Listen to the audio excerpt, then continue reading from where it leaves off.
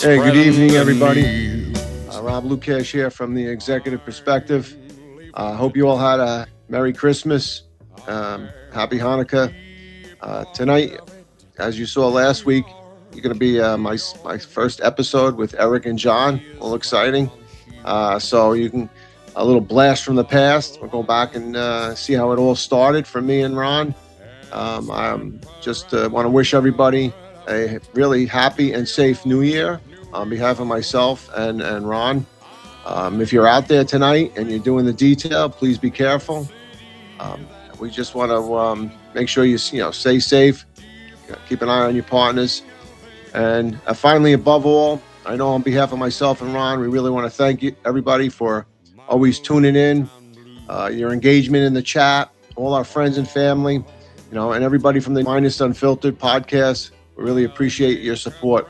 So, like we always say, be safe out there. We'll see you next year. All right, and enjoy your night. Anywhere,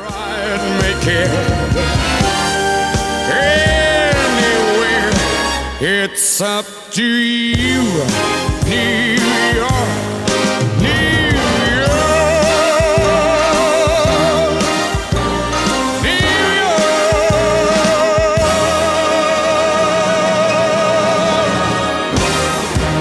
Attention, roll call. We got a good show for you today.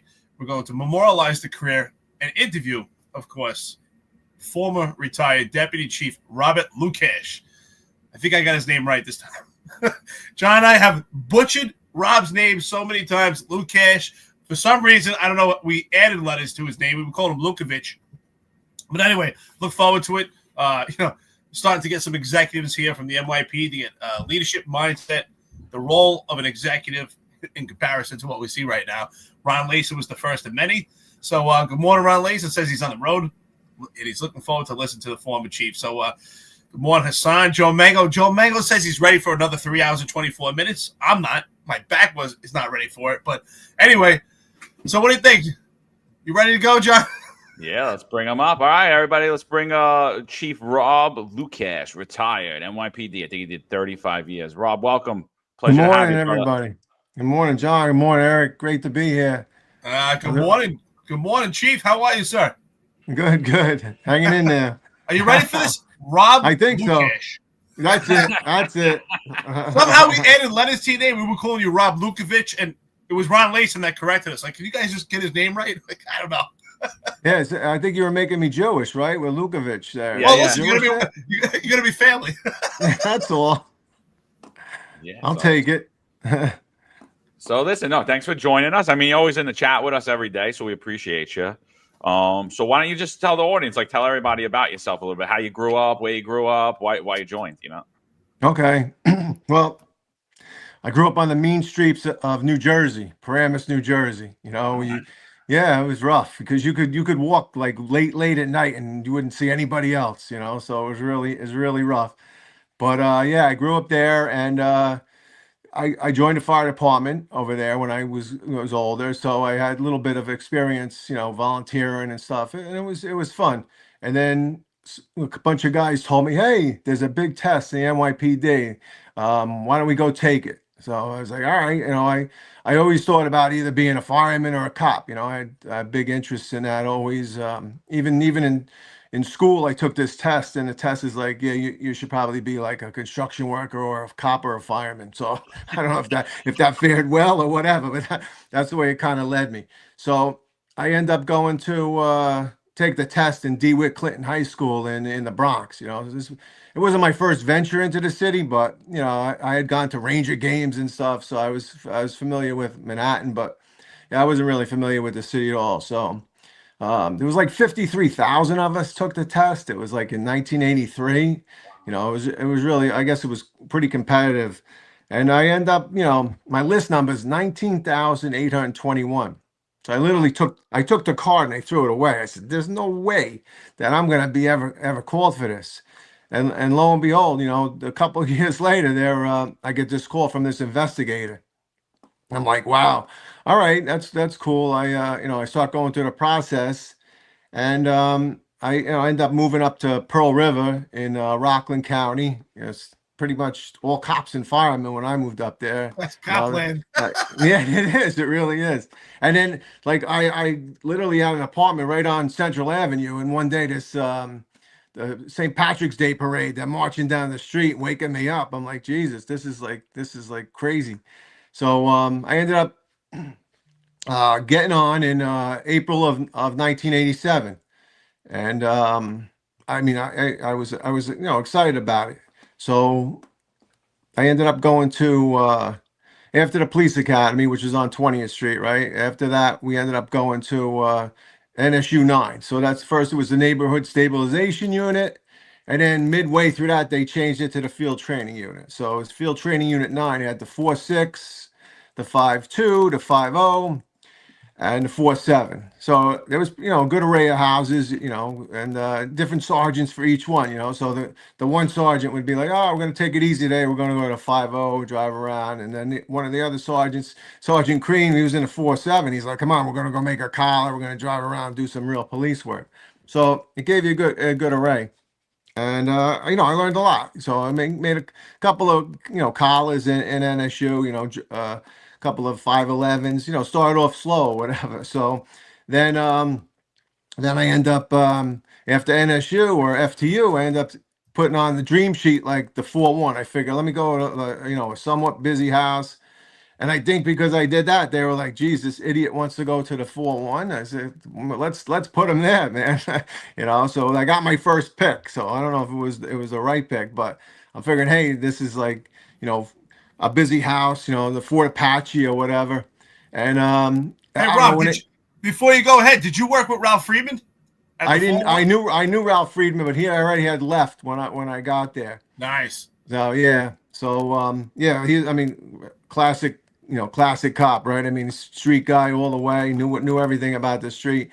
So, but in the 4.1, I guess it changed a little. There was like you were changing in the locker room. You'd hear shots fired and stuff. So hey, it's going to be a busy night or whatever.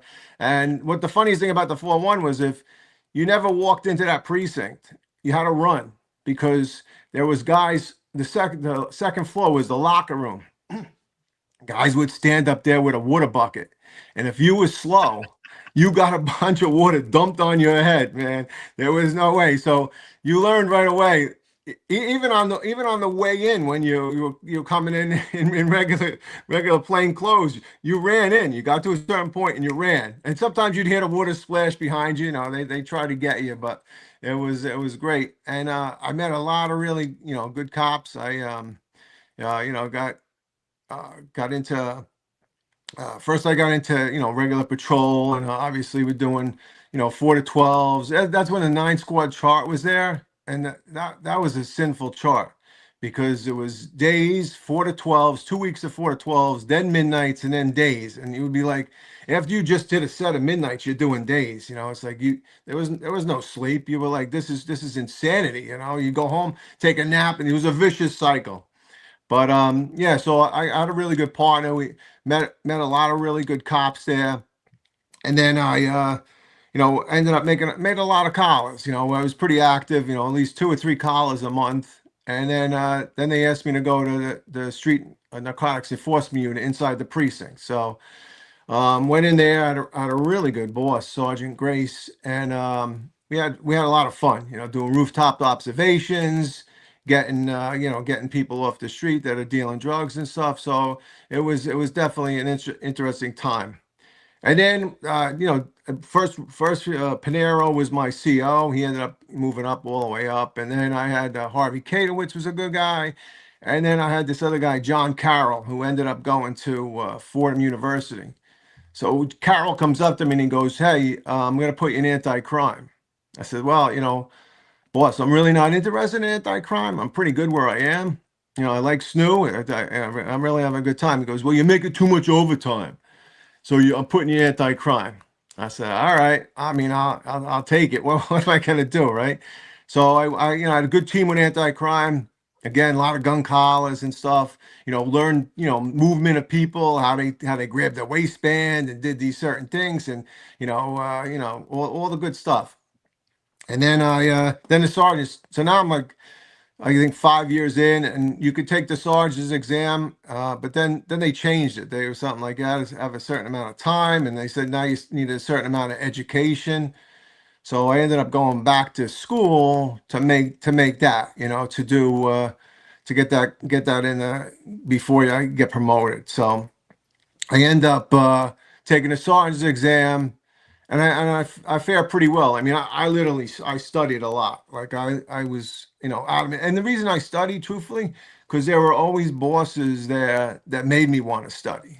There was one sergeant in the 4-1 that if you were on patrol and you went through a red light, he would give you a CD. And I'm like, what?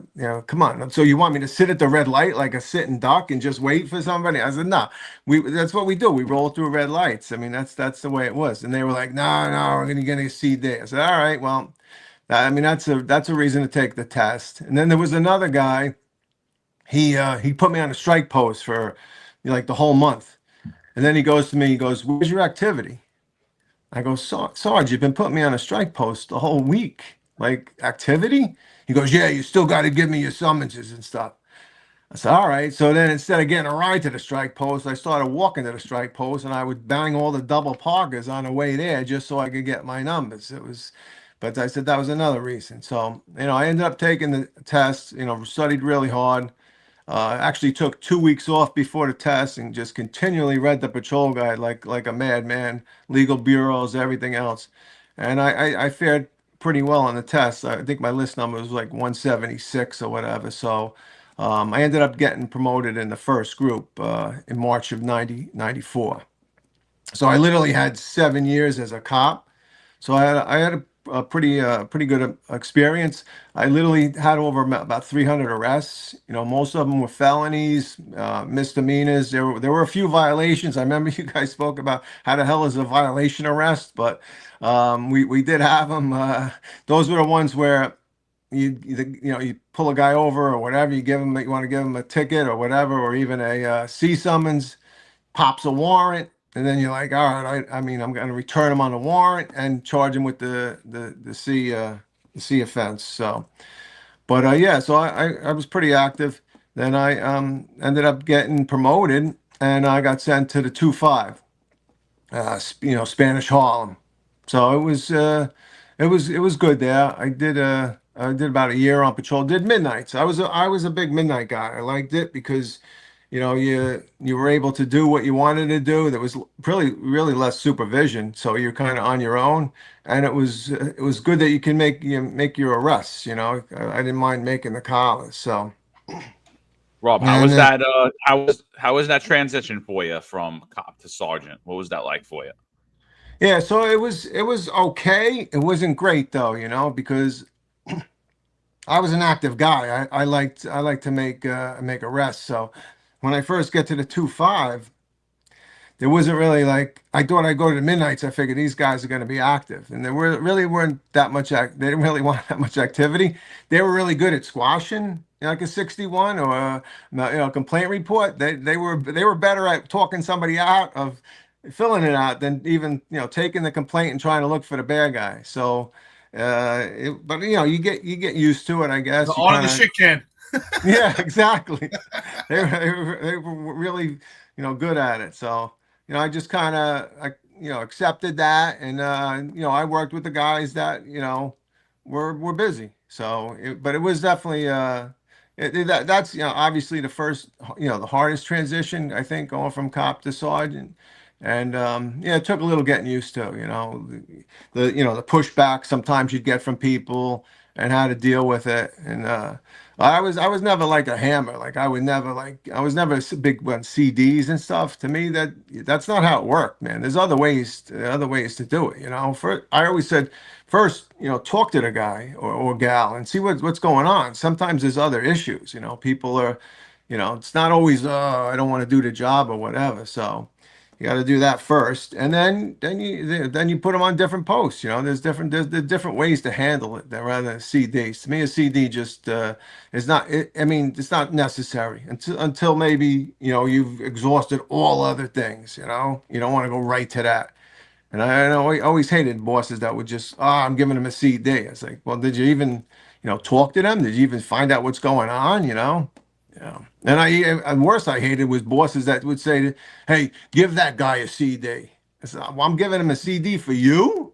Come on, what the hell?" You're doing his bidding, his dirty work, because he didn't have the balls to do it himself. Yeah, you know what's yeah.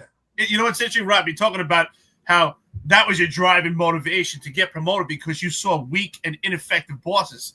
So as you went through the ranks, and obviously you made up the deputy chief, right? So you had a lot of leadership experience. But as your time, and I'm a firm believer, you watch the podcast, great friend to the podcast. I always talk about how leadership is a learned skill. So along the way, as you learn the skills to be an effective leader, obviously because you made it to deputy chief, what were some of your principles for leadership and some of your traits that you look for in your cops and the people that worked for you?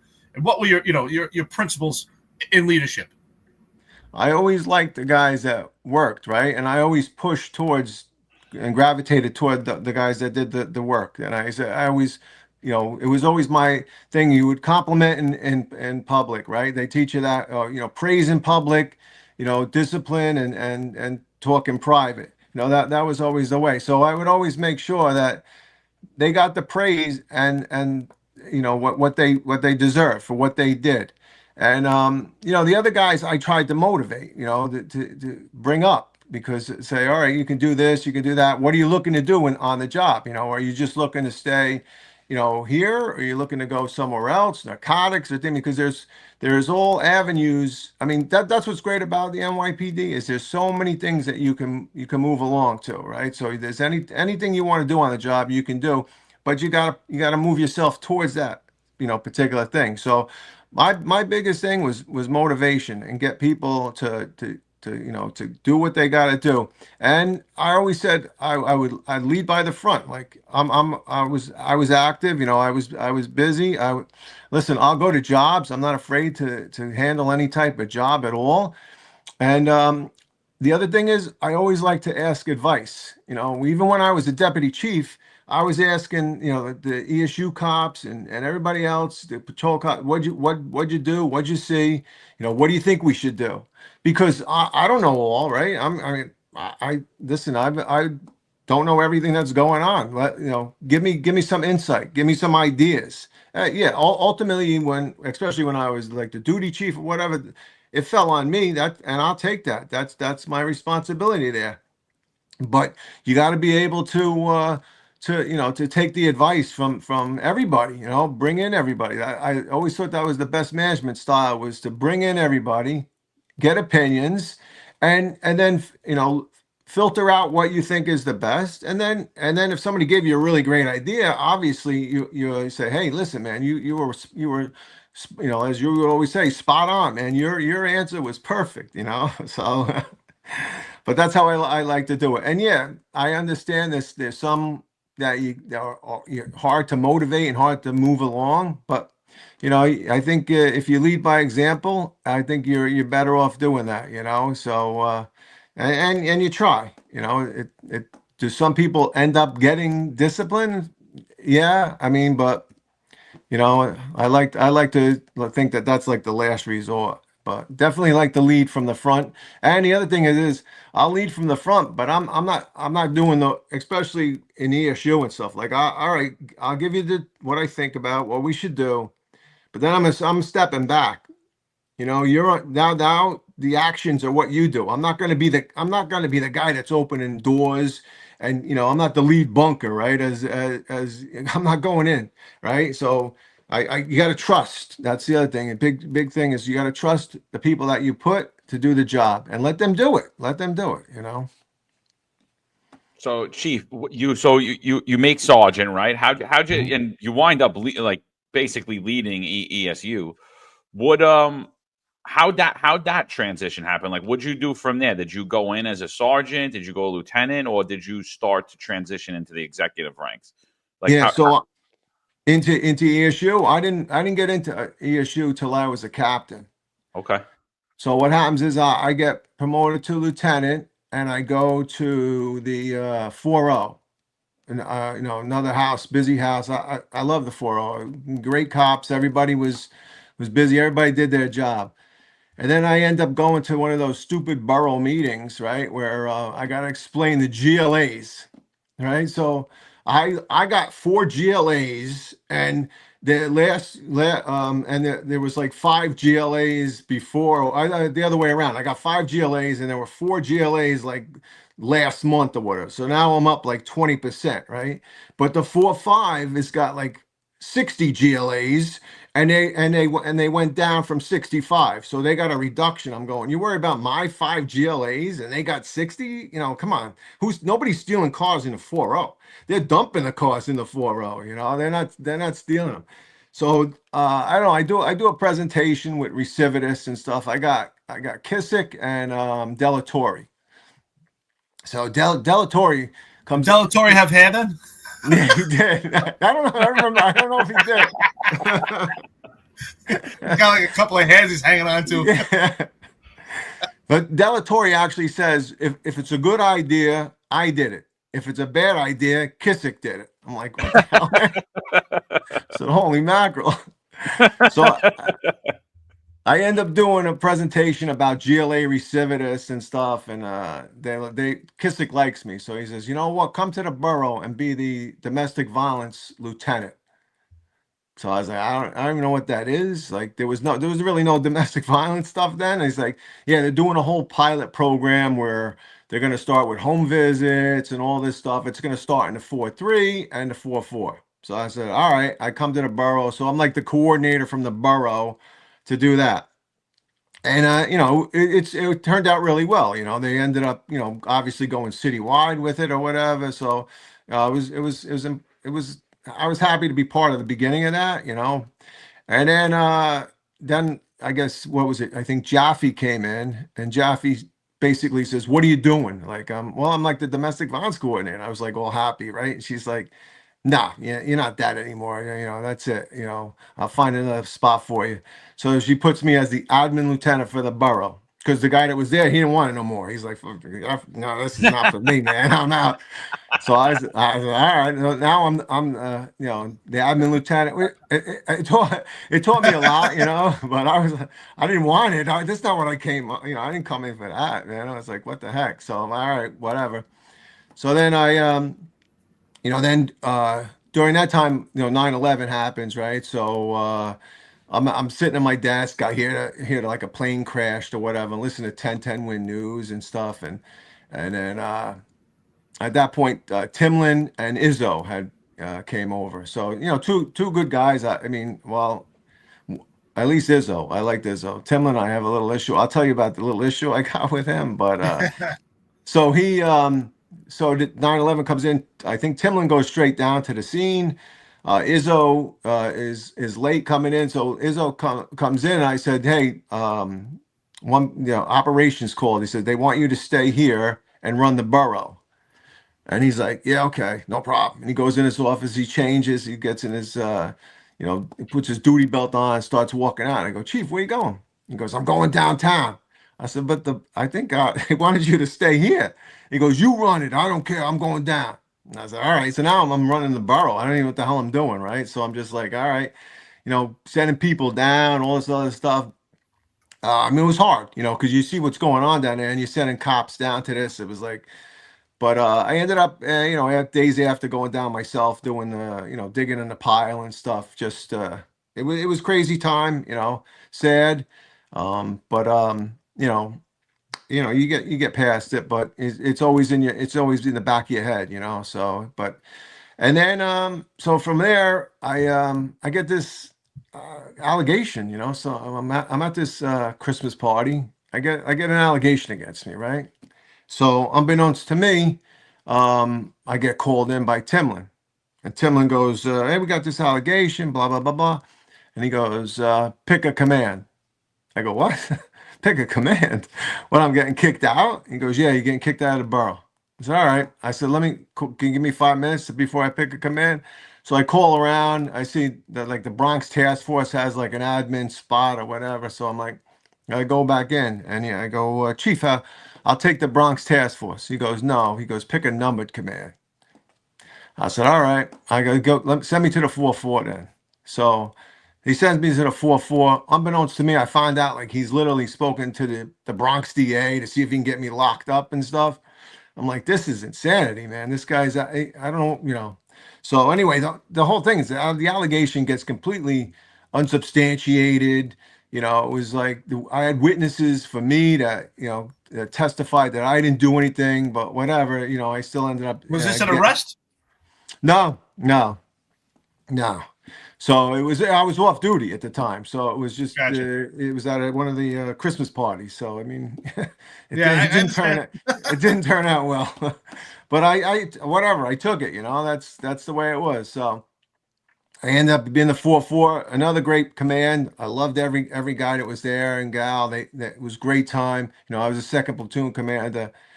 And then I end up for a short time going to the outdoor range as the admin lieutenant, and then I got promoted to captain.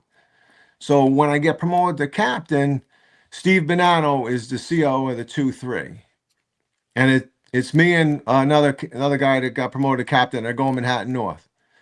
So my friend Eddie Caro, who was a lieutenant, he was close with Bonanno. So Bonanno goes, "Hey, who should I pick?" And he goes, "No, pick Lukach as your XO." So I go there, and Steve Bonanno, what a phenomenal guy, man. He really a great guy. I literally go in, and I think he was a DI at the time. I go, "Hey, Inspector, you know, Rob Lukach," and he goes, "Hey, yeah, how you doing, Rob? Good." He goes, "That's your desk over there, and you know, go change or whatever. Here's the locker room." I go, I change, I come back. So there's nothing on my desk, right? So because the previous XO had already taken everything, and he picks up this big in basket with about, I don't know, 61s like piled this high, and he takes it from his desk and he brings it over to mine, and he goes, "Here, that you got to go through those." So I said, all right. I go, I'll go through it. Then because he was previous aviation, he turns around in his desk and he's got this little remote helicopter and he's flying the thing around. I'm like, all right, I can see why you just gave me all this work so you could play. But I had a great time with him, and he ends up getting, I think Ronnie Wasson was the CO of ESU during 9/11, and Wasson ends up leaving. So now there's an opening, and Steve Bonanno gets tapped to be the CO of ESU. So I stayed in the 2-3 as the XO for a while, doing the impact and everything else like that. And while he was the CO of ESU, I kept like sending him notes. Hey, you know, I had fire department experience, hazmat experience. So I said, hey, pick me, man. I'll come. So eventually he, you know, he picks me the day. Yeah, but I mean, he was a great man. The day I get picked to go to, I know I'm getting transferred, right? So they bring me down to Comstat. So McCarthy's there, and they ask me about impact, right? So they say, "Where's the 2-3 impact?" Right here. Get up to the podium. Now I'm up at the podium all by myself, right? So I'm like, all right, you know, it was definitely. They kept hammering me, right? So it was like, what about this? What about this? They were looking to make the point, I guess, before they transferred me or whatever. So it was like definitely a hit. And then finally I succumbed to their argument. They kept beating me up, and I finally said, you know what? You're right, Commissioner. I'll take care of it. It was like, why is your activity on Tuesday and Wednesday so weak? I said, that's when the rookies are off. Like Tuesday and Wednesday are their RDOs. You know, I don't have anybody else. Well, you got to fix that. I said, all right, you got me. You know, I'll give up on that one. And then the next day I was transferred to ESU, and I became one of the patrol captains. You know, it was probably one of the greatest days on the job, knowing I was going to work. I tried as a cop to get in ESU. I tried as a lieutenant, and everybody told me, you know, we don't pick our people, you know, it's picked by the PC or whatever. There's, you know, you need a major hook to get into one of those, into that unit. But now here I am as a captain. Rob, walk us through that. You become, you know, you're working on patrol, you have all this leadership experience, and you transition into now special operations, and you're working in ESU. You're an E-man as a captain. Did you have any prior experience or any trades work, any military service? What were any prior skills or prerequisites that you had for ESU, if any? Yeah, so I mean, basically, I knew a little bit about construction, little home repairs and stuff. But I think the big key for me was when I was a volunteer fireman. We did a lot of with hazardous materials, right? So that's when anthrax was being passed around and letters and things like that.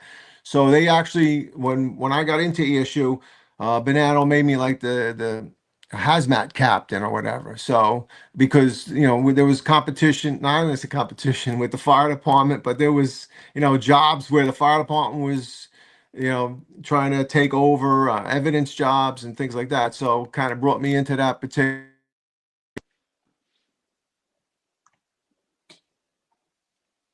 Rob, I think we just lost your volume a little. Yeah, we just lost his audio. Yeah, I think you're back, Rob. I think nah. No. I don't know why. All right. That's the real boss. Now I am back. All right, you're the back. missus, What'd you do? What'd you do, Rob? Yeah, that's the real chief. She's listening in. She wants me to make sure I mention her, because she was a cop in the 4-8 for 9 years. So I guess I got to give her kudos. I didn't mention her yet, so she cut me off. Yeah. So Rob, I mean, I think the crazy. And I'm still stuck on this. Could we just go back on this real quick and then we'll come back? Sure. You said 58,000 people took your exam? Yeah, I think it was that many, yeah. And you were number 19,000 on the list? 19,821. What do you think about the fact that the NYPD can't even get 1,600 guys at this point? Yeah, I mean, that's insanity. It doesn't surprise me, though. Like, I think about it. You say, look at all the internal and external factors that put pressure on a cop now. You can't. Hey, when I got on, I asked my wife the other day. I said, "How come so many people get CCRBs now?" I said, "When I was a cop, I didn't get that many CCRBs." And she goes, "Well, you know why?" He goes, "Because it's too easy now.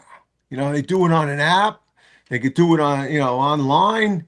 When I was a cop, somebody wanted to give you a CCRB, right? They had to go to the precinct, and then you give them a form, and then they say, can I borrow one of your pens to fill out the form?" And you're like, no, these are my pens. I pay for these, so no, you got to go find your own pen. So people be like, "Well, I got to find my own pen." Yeah. So you they deterred them a little bit, right? They didn't even want to fill it out. Now everything's so easy. You have the laws, right? The diaphragm law and everything else. I don't know why anybody would want it. You don't want to, listen, you become a cop so you put people in jail, right? You become a cop to go to jail. I think there's just too many factors now where guys will, end up getting hurt. It's not fair, especially in New York. I see other places that's fine. Like here in Florida, right? So you look at Polk County, that sheriff, that guy's amazing, right? You ever listen to him? He's like, "Hey, Brady Judd." Yeah. He goes, why'd you shoot the guy 60 times? People love him. Yeah, they do, right? He's like, "Well, we shot the guy 60 times because we ran out of bullets," he says. Imagine saying that in New York City. Imagine? No way. So yeah, it was I don't blame anybody right now for not taking it. I totally understand. It's not what it was, it's I think it's great segue and we talk about recruitment. Like you said, 50, I think you said 50 some odd thousand people were taking the test and you took it in 83 and then now you got on the job in 87. So it's 4 years after them. The competition was just vast. So back, compared to now, we talk about recruitment efforts, right? The best recruiting tool was word of mouth, right? People would say, "Take the job." So back then, what was the recruitment effort that led to NYPD, right? Because you could have taken tests for Jersey, you could have taken those civil services, well, they have those chief exams. What led you to the NYPD? Was it commercials? Was it shows? Was it people telling you to go to the job? Did you know NYPD cops? What was your driving force to go to the NYPD? Yeah, it was definitely word of mouth. Like I knew, the guys I grew up with, they knew guys that were in the city and stuff. They had one of the guys named Kevin Sheehan, his family had bars in the city, so his whole family knew all these cops, and it was definitely word of mouth. I didn't even know that until they posted it really until okay, there's a test I could take. So and now I think people, there's no word of mouth, right? If somebody were to ask me, like my son, he took the test and he fared well on it. But he didn't take it, and I said, listen, I don't blame you at all. I don't, I get it, and I totally understand. He ended up becoming a cop out in Texas. So, but yeah. So I told him, I don't listen. It's no slight on me if you don't take it. I'm not going to be like, you should have taken it or whatever. So When was that, Chief? What year did your son? What was that? he's been in Texas, I think 7 years. So yeah, what was that? Recent. Yeah, so recent. Yeah, no, recently, yeah. And my stepson, I told them, I said, don't, I would rather be a New York State trooper or FDNY than take the NYPD. It's the same advice. Those two, they didn't even take the test, my two stepsons, because they were like, my wife and I both talked them out of it. It's like, there's no way it's worth it. And you're right. Years ago, that's where you would be proud that, hey, this is my son, and then he's going to be an NYPD cop or whatever. But and no. I'm sure you figured having sons, right, and a stepson, that you would have a deity of service with the NYPD, right? Especially since you made it to deputy chief, and now your son is working in Texas. So speaking of Texas, right, most of it's a red state except for Austin, Texas. So what's the treatment like? What are you getting from your son? How is he being treated as a cop from the public, from the administration in Texas, and compared to what you see right now? What's going on? He loves it. He loves it because first of all, the public love him, right? And he gets treated with respect by everybody, with all everybody in his police department. I think it's 100. He's been by College Station, by Bryan, Texas there. So he loves it. It's a great job, and respect by everybody. The bosses are all good. The only thing is the only downfall for a job is it's smaller, right? So there's less movement, right? Less promotion opportunities, less things. So, but he's really enjoying it. He's trying to get on the SWAT team and stuff. So it's all good. It's. I tell him, he tells me stories, and I'm like, you did that? Like, you could do that? And he's like, yeah, no, we did that. It's like, oh, okay. I don't think, I don't know about in the city, but good for you. I have to go in a different mindset, because when he tells me something, I'm like, dude, you're gonna get is he gonna be all right with that? And he's like, is he doing pit maneuvers? He's doing everything. Yeah. Oh yeah, I was speaking to Jacksonville narcotics team, and they were telling me how they operate, and I was like, yeah, we can't, I was like, we got to get warrants for this, we got to get warrants for that. They're like, no, we just, we go off of it, and I was just shocked, and it's like, it's a different world. Policing's a different world outside of New York. I personally think, like, with the recruitment, Chris Dabrowski was asking, what's the real problem of getting people to join? And in my opinion, I think that people aren't joining now because they don't believe that in New York City they could effectively do the job that they're being asked to do. Go out on the streets of New York, provide public safety, answer these 911 jobs. I mean, I think even if you don't go out and do proactive police work and you respond to 911 calls, I think, people are afraid of even doing that at this point. And I think, it's sad. Like, you rose all the way up to the, you had a great career. You rise all the way up to the rank of deputy chief. And it's sad that, like, you should have a legacy in the NYPD right now. At least three more people, and that's, like, it's invaluable experience lost, because you would have passed things down to them. They would have passed things down to other people, and now that's lost. Now we have, one of them's in Texas, and the other two are out of the profession totally. So that's a sad state of affairs. What are your thoughts about that, Chief? Though, like, what do you think? Like, what do you think? Like, why do you think people aren't joining now?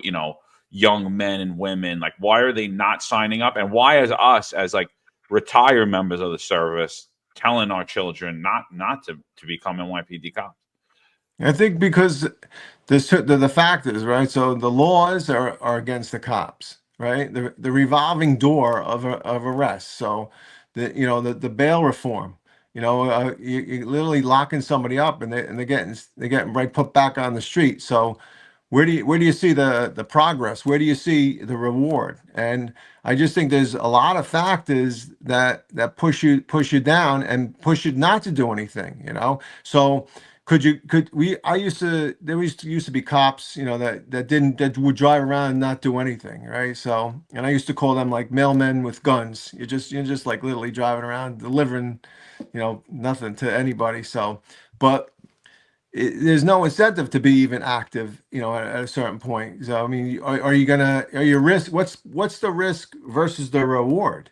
And I just don't think that and obviously, you look at the recruitment videos. I mean, are you really kidding me? The guy walking out of the subway and stuff, and this is going to make people want to come. I mean, no, that's not what it is. So I think there's so many factors that you just push you against it. And I think that it's not the money, right? Because they all got raises. I think they fared pretty well with a couple of when I started. I think that it was like 21,000. So I wasn't planning on making it rich. I was just happy I got the job. So but yeah, the recruitment. I don't think the recruitment's really there either. I don't think they're putting a good emphasis on it. I always said that you got to get people to want the job. And if you're not, and a big thing is if you don't have the voice of the people that are on the job to say, come and join us, it's not going to happen. If everybody says you're out of your mind, I mean, that's what I would say right now. You're out of your mind to take that job right now. There's no way. So if people say that, why would you even look at it? That's it. There's other ways. There's other law enforcement. And I would tell other people, if you're going to take the job, take it. Don't have a short-term plan, right? So take it for 5 years and then go look. Other law enforcements are offering like major incentives to just come and join their departments. You get sign-on bonuses and stuff. So why would you go there and risk it? And that's what I would do. And But, it's a shame. yeah. It's a shame, Chief, because this is what's happening not just in the NYPD but in blue cities across the country.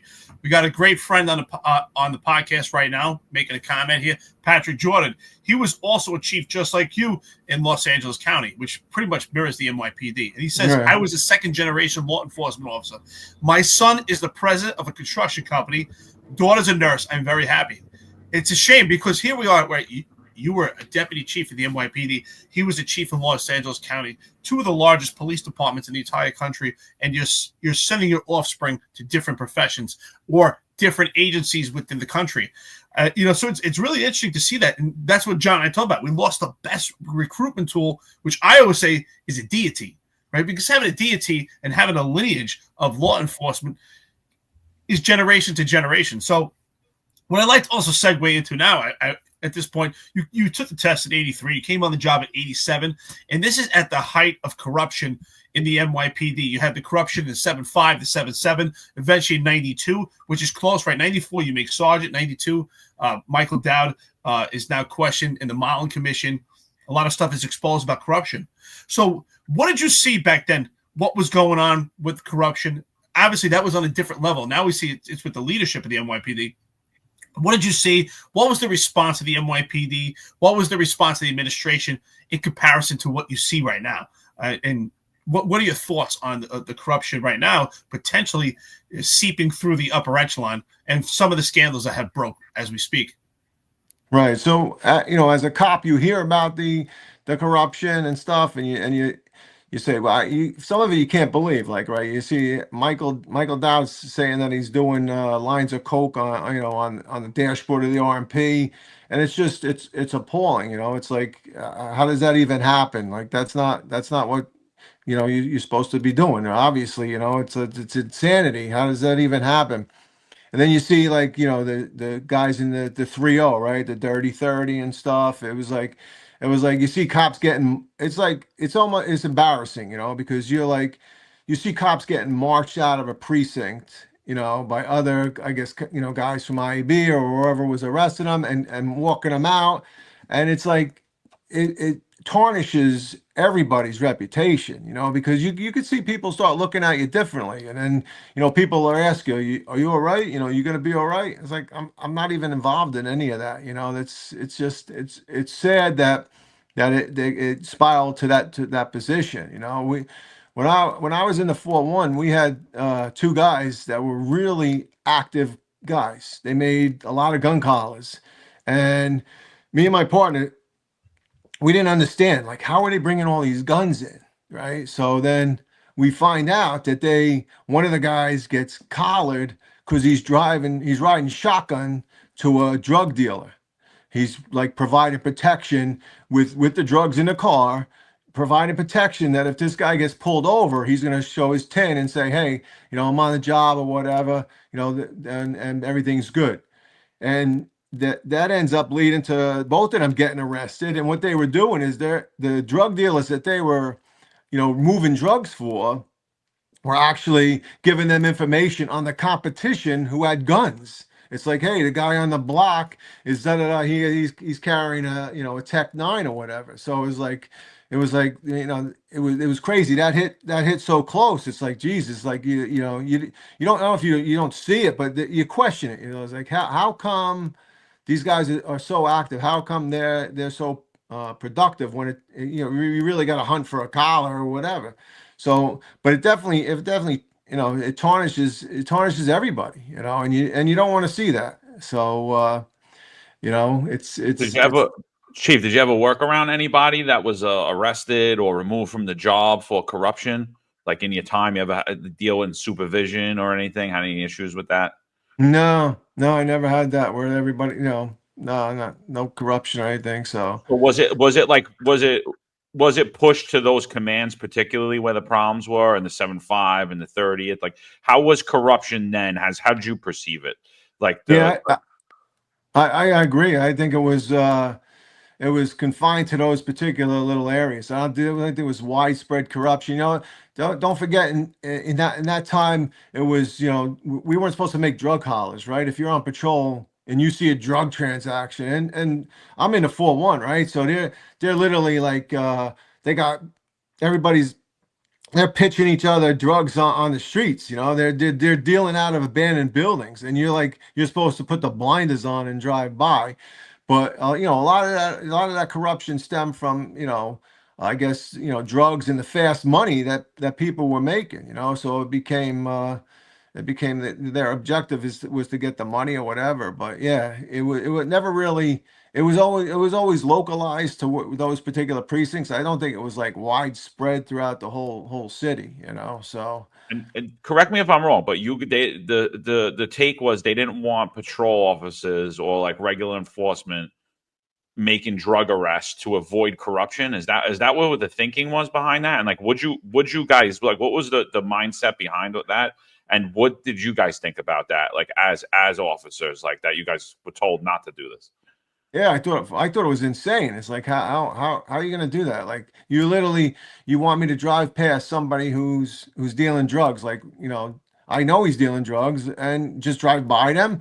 I mean, yeah, that was their thought process was, hey, there's too much corruption, there's too much this and that, and you're going to get involved and stuff. So just basically drive by. It was like I never really understood it as to why they would want you just to drive by. And then finally I think it was under Giuliani or whatever that said, take the handcuffs off and you can start making collars and stuff. So but yeah, it was to me, it was a bizarre type of thing. It's like, look the other way. The only other time that happened when I was working on West Indian Day Parade, and this captain comes out and he goes, so there's going to be recreational gunfire. I go, what? What is that? He goes, you're going to see, and he's talking to a big group of guys. He goes, you're going to see guys come out on their porch and just shoot their gun up in the air. And he goes, that's not, that's not criminal. That's just them expressing their, their happiness for the West Indian Day Parade. I'm like, for real? I says, all right, but I understand that, but that's not look the other way. I'm not letting anybody shoot a gun off and look the other way. So that's why, unfortunately, the NYPD has been, it's kind of like a mixed bag. It's been plagued with with failed leadership over many years, right? And there's some good leadership, right? You can kind of go around the police department before now. I mean, right now it's just completely, it's out of control. But before this administration, you go around and you could say, and you probably thought the same thing. I know John and I talk about it. The job was based about people. You know, if you're working with the right people, the right leadership, the job is great. If you're with some bad leaders, and which was your driving force to move up. So, and I see the response to the job is no surprise. The response back then was, instead of let's fix the problem and let's weed out corruption and let's educate our police officers so that they can actually help out with public safety and make drug arrests, their answer was a Band-Aid and let's just completely avoid it, which is, I think, is completely idiotic. So you explained their response. So back then it was isolated to the cops when we talk about this corruption with Michael Dow, the cops in the 7-7, the Dirty 30. But right now, what we see is with the upper echelon. So, how do you view this right now? This potential corruption that could seep through the entire department, in comparison to when you were on, it was isolated. You had a commission. You were able to keep moving on. What are your thoughts? And what do you see right now? How do you feel about this? So I feel that right now we talk about like white shirt immunity, and that definitely exists. That's no doubt. I mean, I got promoted to deputy chief with Miguel Iglesias, and I truthfully, he's a great guy. He's nice, but he's put in that position so that he can make sure none of that corruption even got reported. That's my view. It's like, hey, this guy's a great guy. Let's put him in, and then we can control him checking out what we do, and then we could do whatever we want, right? So I see these guys just out of control, right? They think they're the kings of the world. Holier than now. I'm going to be able to do what I want to do, and everybody else, you follow the rules because they're the rules, and we don't have to because we make the rules. And it's sad. It's a sad state of affair, right? Leadership through example. There's no leadership there because it's a piss poor example. They don't know what they're doing, and like you said.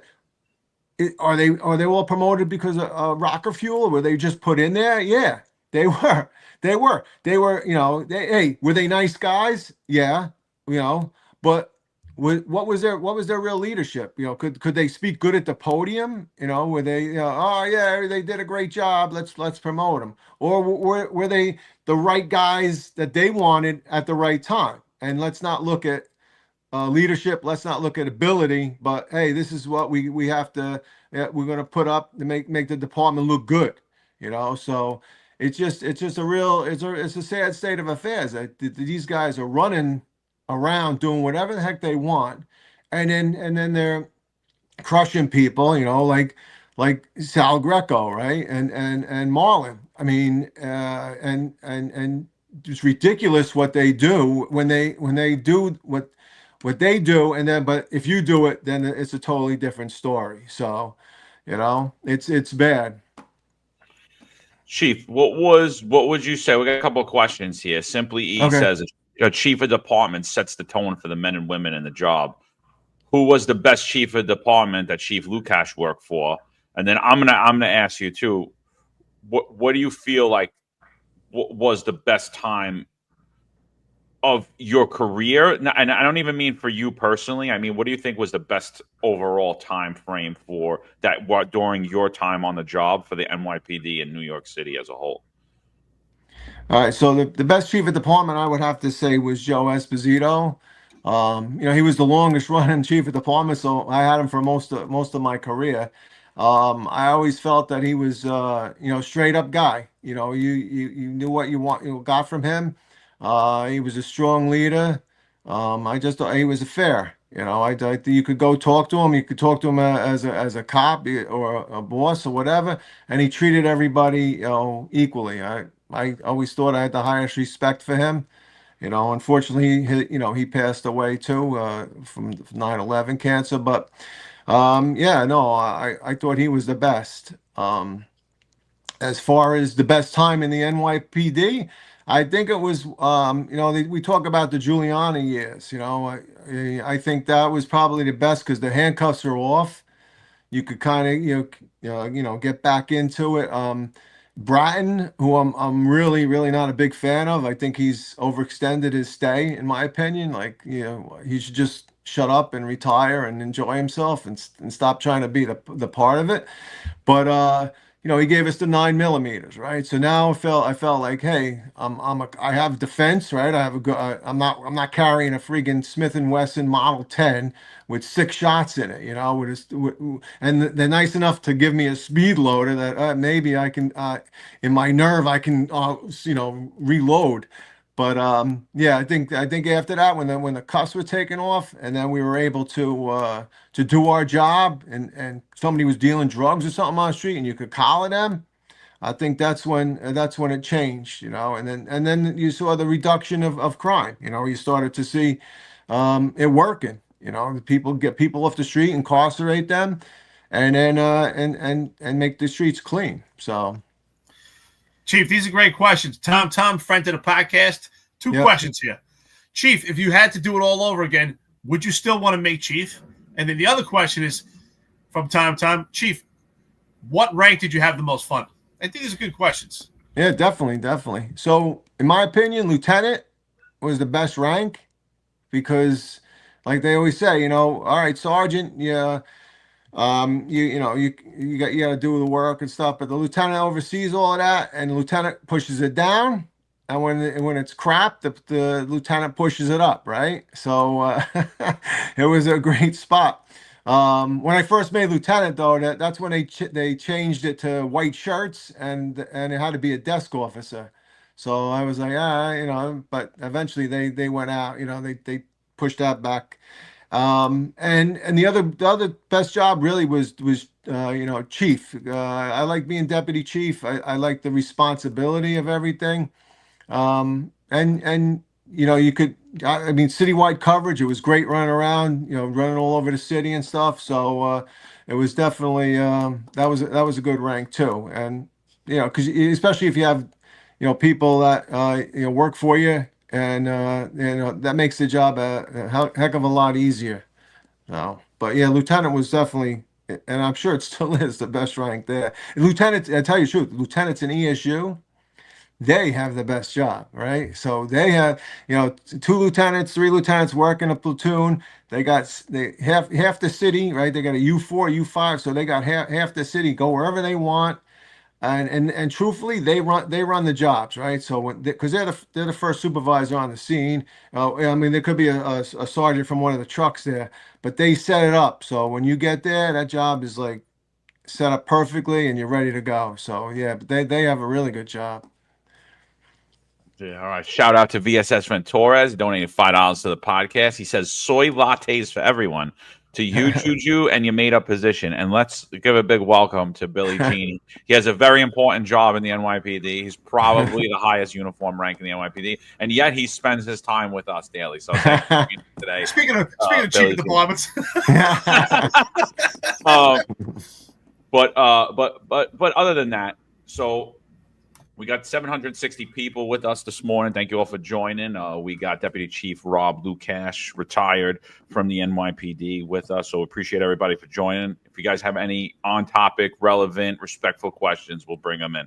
We're getting a lot of anti-police hate in here. We welcome free speech, but if you overtake the chat, we're going to kick you out. And we had to kick one person out already because he was just overtaken. Who didn't even have a name? His name was like a couple alphabets. Yeah. But no, Chief, thanks for joining us this morning. So what are you seeing in New York City currently? Like, what issues do you believe are facing, and what do you think's the path forward for New York City as a whole? Right. So I think they got to change some of these laws, and you need a city council that's going to get behind the cops, because as long as they don't back you, and you have a mayor who doesn't really back you, who pretends he backs you, you're gonna have problems. And whether it's all the way up in Albany to change some of these bail reform laws, or whether it's things in the city, you have to change those so that the cops can go back out and do their jobs. I mean, these cops right now are literally handcuffed. They can't go out and do what they're supposed to do. You know, you basically, if a guy doesn't, a perp doesn't comply, right? It's going to be, it's a struggle. A struggle could ensue, and the next thing you know, they're looking at you. So you have to bring the backs to the cops, because let them do their job. You know, hey, everybody that through the academy, they know what to do. They know what they have to do.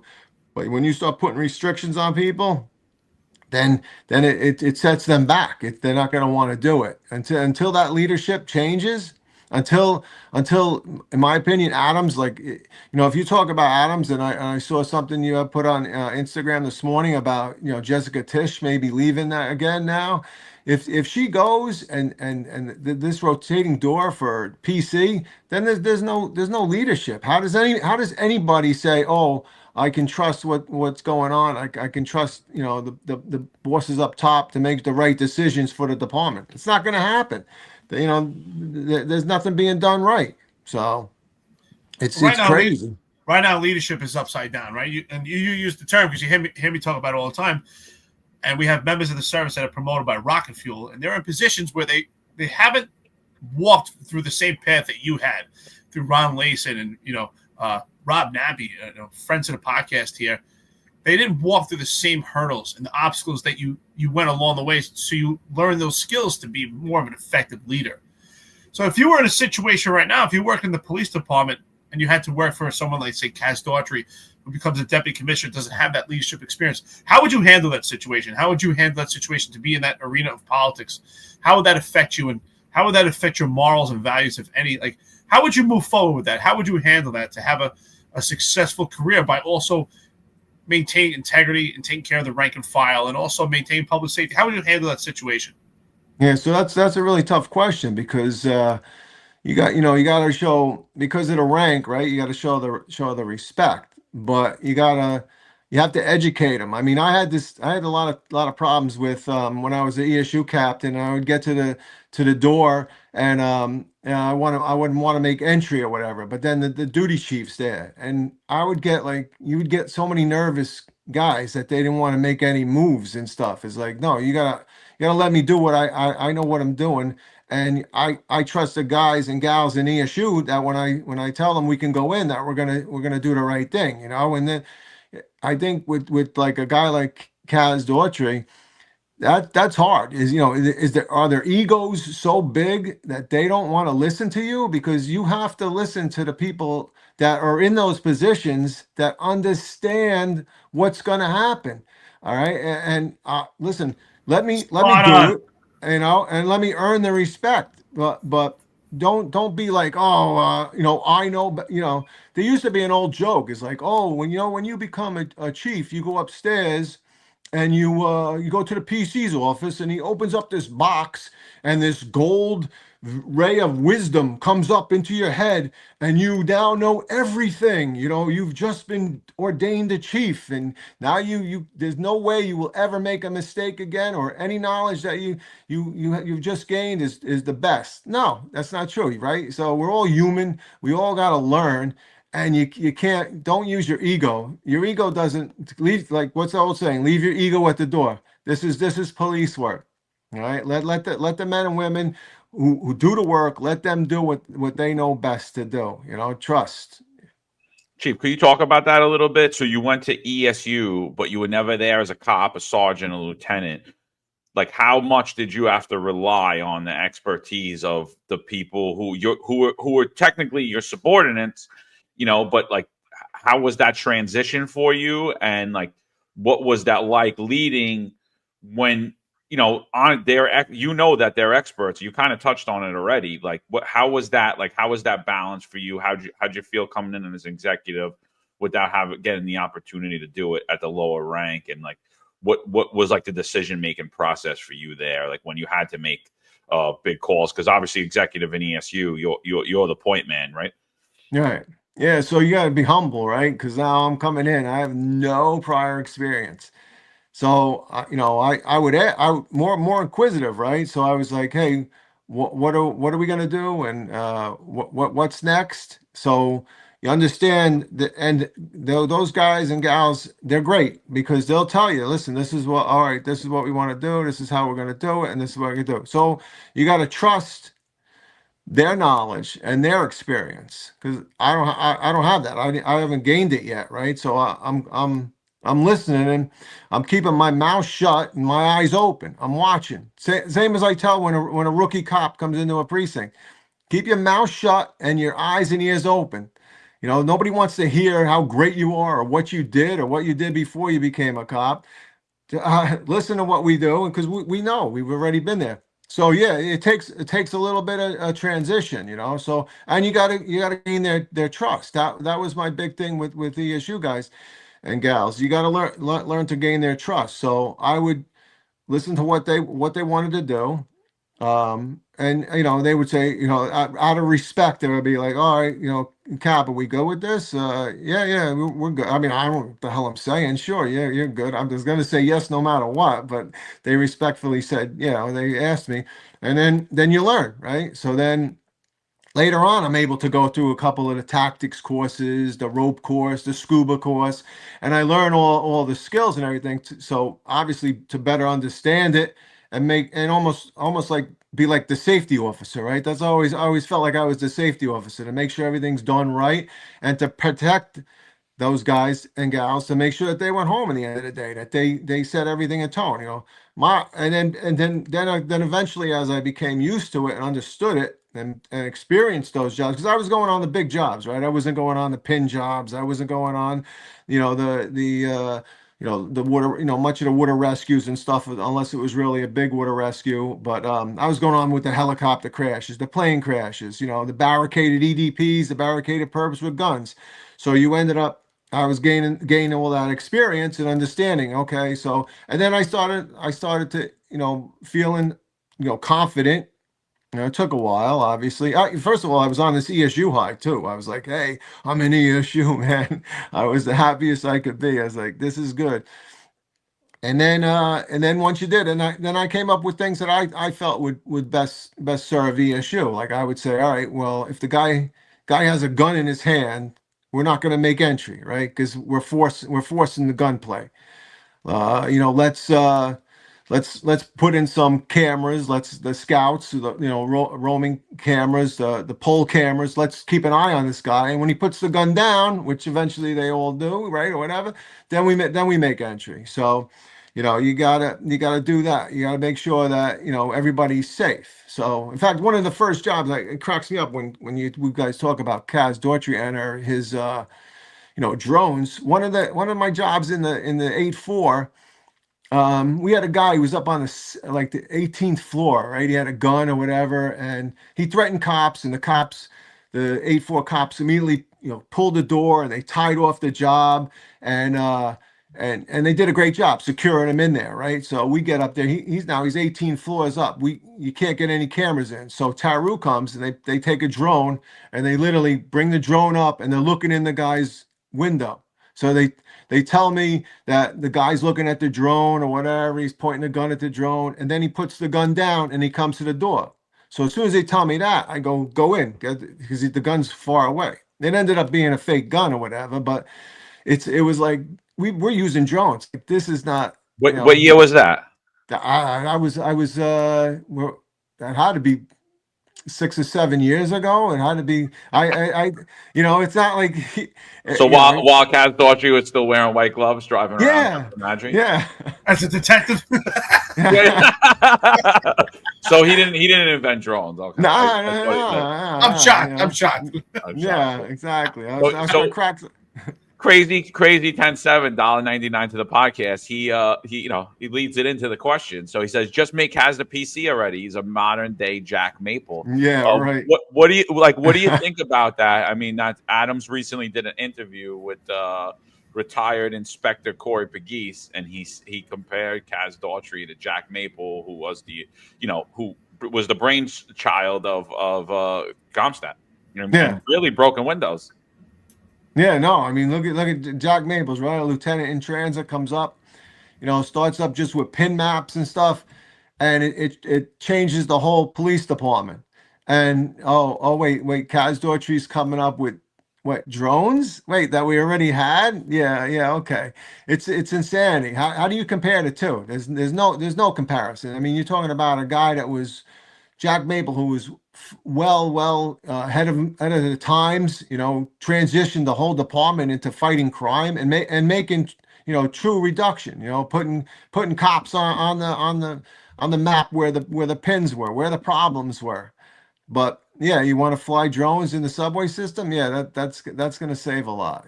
So come on, nah, I don't know. It's not right. So and make a comparison to that, nah, it doesn't even hold water. Nothing. It's sad. What are your thoughts? So obviously, you're a friend to the podcast.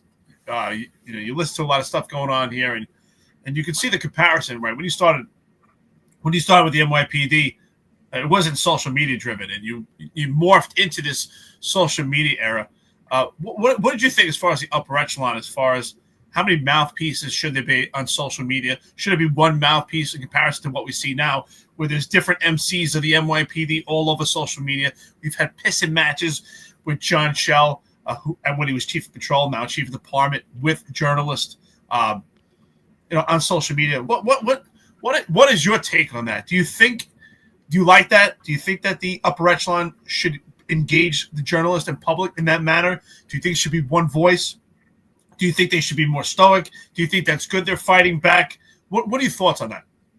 So I personally, like, any job, I always felt like I would always interview right with the media right after the job, just to get a statement out or whatever, and then I would call DCPI and say, hey, listen, I just spoke to the media or whatever. It's too late, I already did.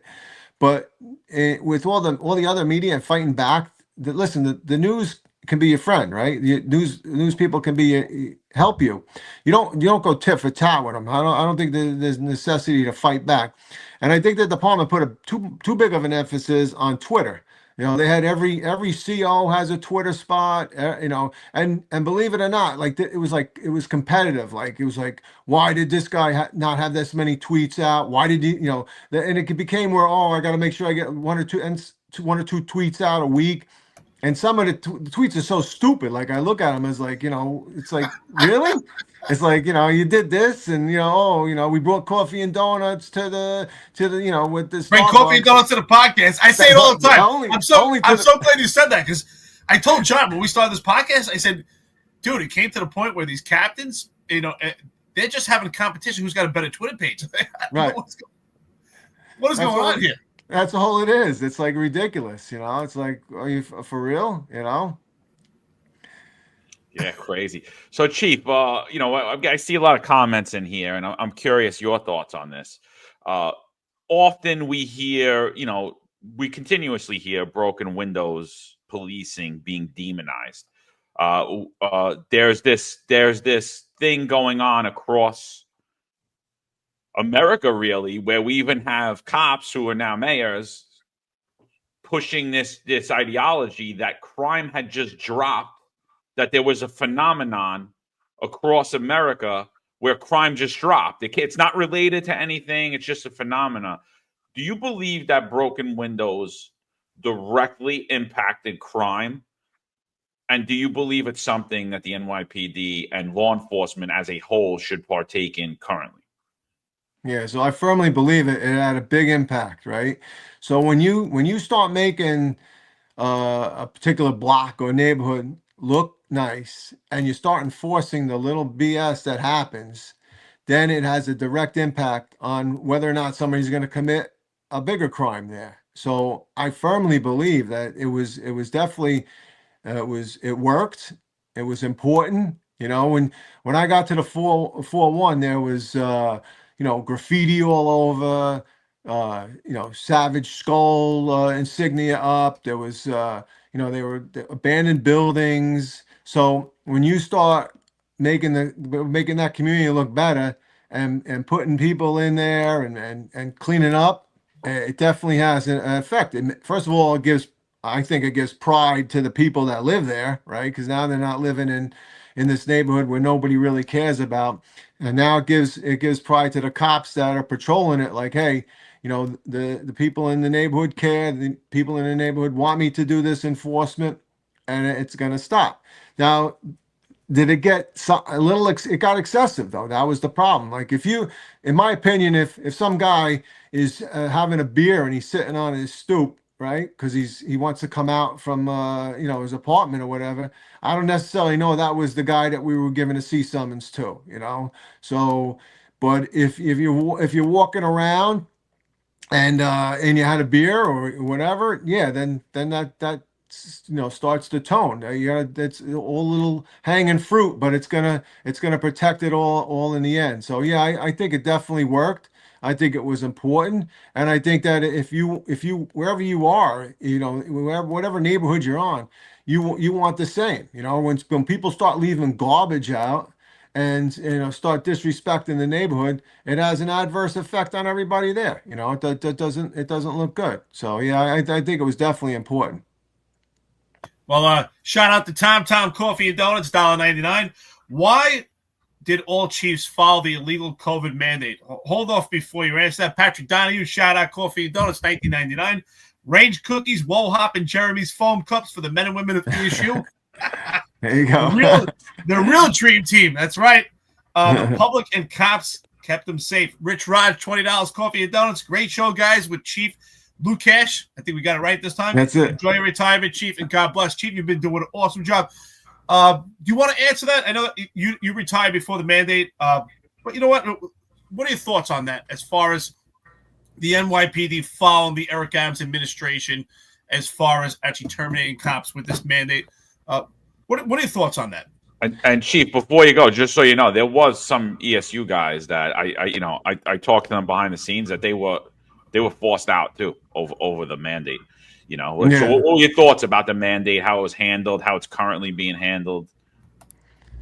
Yeah, so I don't believe in the mandate. My wife is definitely against the mandate. She made sure our kids didn't get it. She was adamant about it. My wife's Jewish, so she Jewish exemption, and I and I think that it was unfair, right, to make people take a shot that we were unfamiliar with. We didn't know the adverse effects of it, and what was gonna happen. So I think they overreacted, and they don't. Again, like I had spoken to John yesterday about, they hate to rescind what they say. They're so afraid to say that they were wrong, and they will never retract anything. They'll continually fight because they got the bigger purse strings or whatever. So they're just going to keep trying to wear you out. But they were wrong. I mean, first of all, in my opinion, in the NYPD, if you don't want to take the vax, don't take it, right? So what could we have done? Could you have taken and put people in different other positions where they weren't, exposed to the public or wherever else, or whatever their worry was? And since our department was so big, why not do that? Why not take care of everybody? But to start terminating people for that, I don't see it. And I also blame the unions in that part, because here you got members that when you talk about them, the department saying you got to do this and you got to do that, the unions will jump in and say, well, that's a contractual thing. You're changing the job description, you're changing the requirements. So why are you doing this? And where were they with this? I mean, I didn't hear anything from them. It was just like, take the vaccination. But I think I truthfully, and I firmly agree, and listen to the podcast all the time. Everybody that was, either terminated or required to leave because they wouldn't take should be reinstated with back pay. Absolutely.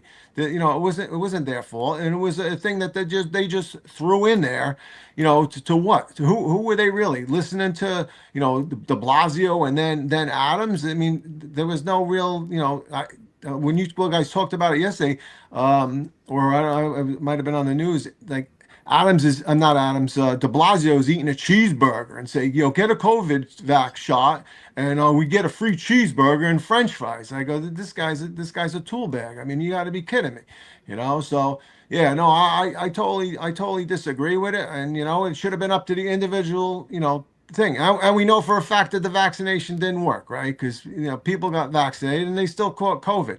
I personally feel that most of the deaths that occurred as a result of COVID was because of poor medical interdiction, right? When you start putting people on ventilators and you leave them on ventilators, it's not going to work. I knew who was Ray Spinella, right? He got really, really sick with COVID, and he just went on oxygen therapy, and he got better. It was, that was it. They didn't try new stuff. They thought this vaccination was the cure-all, which it wasn't.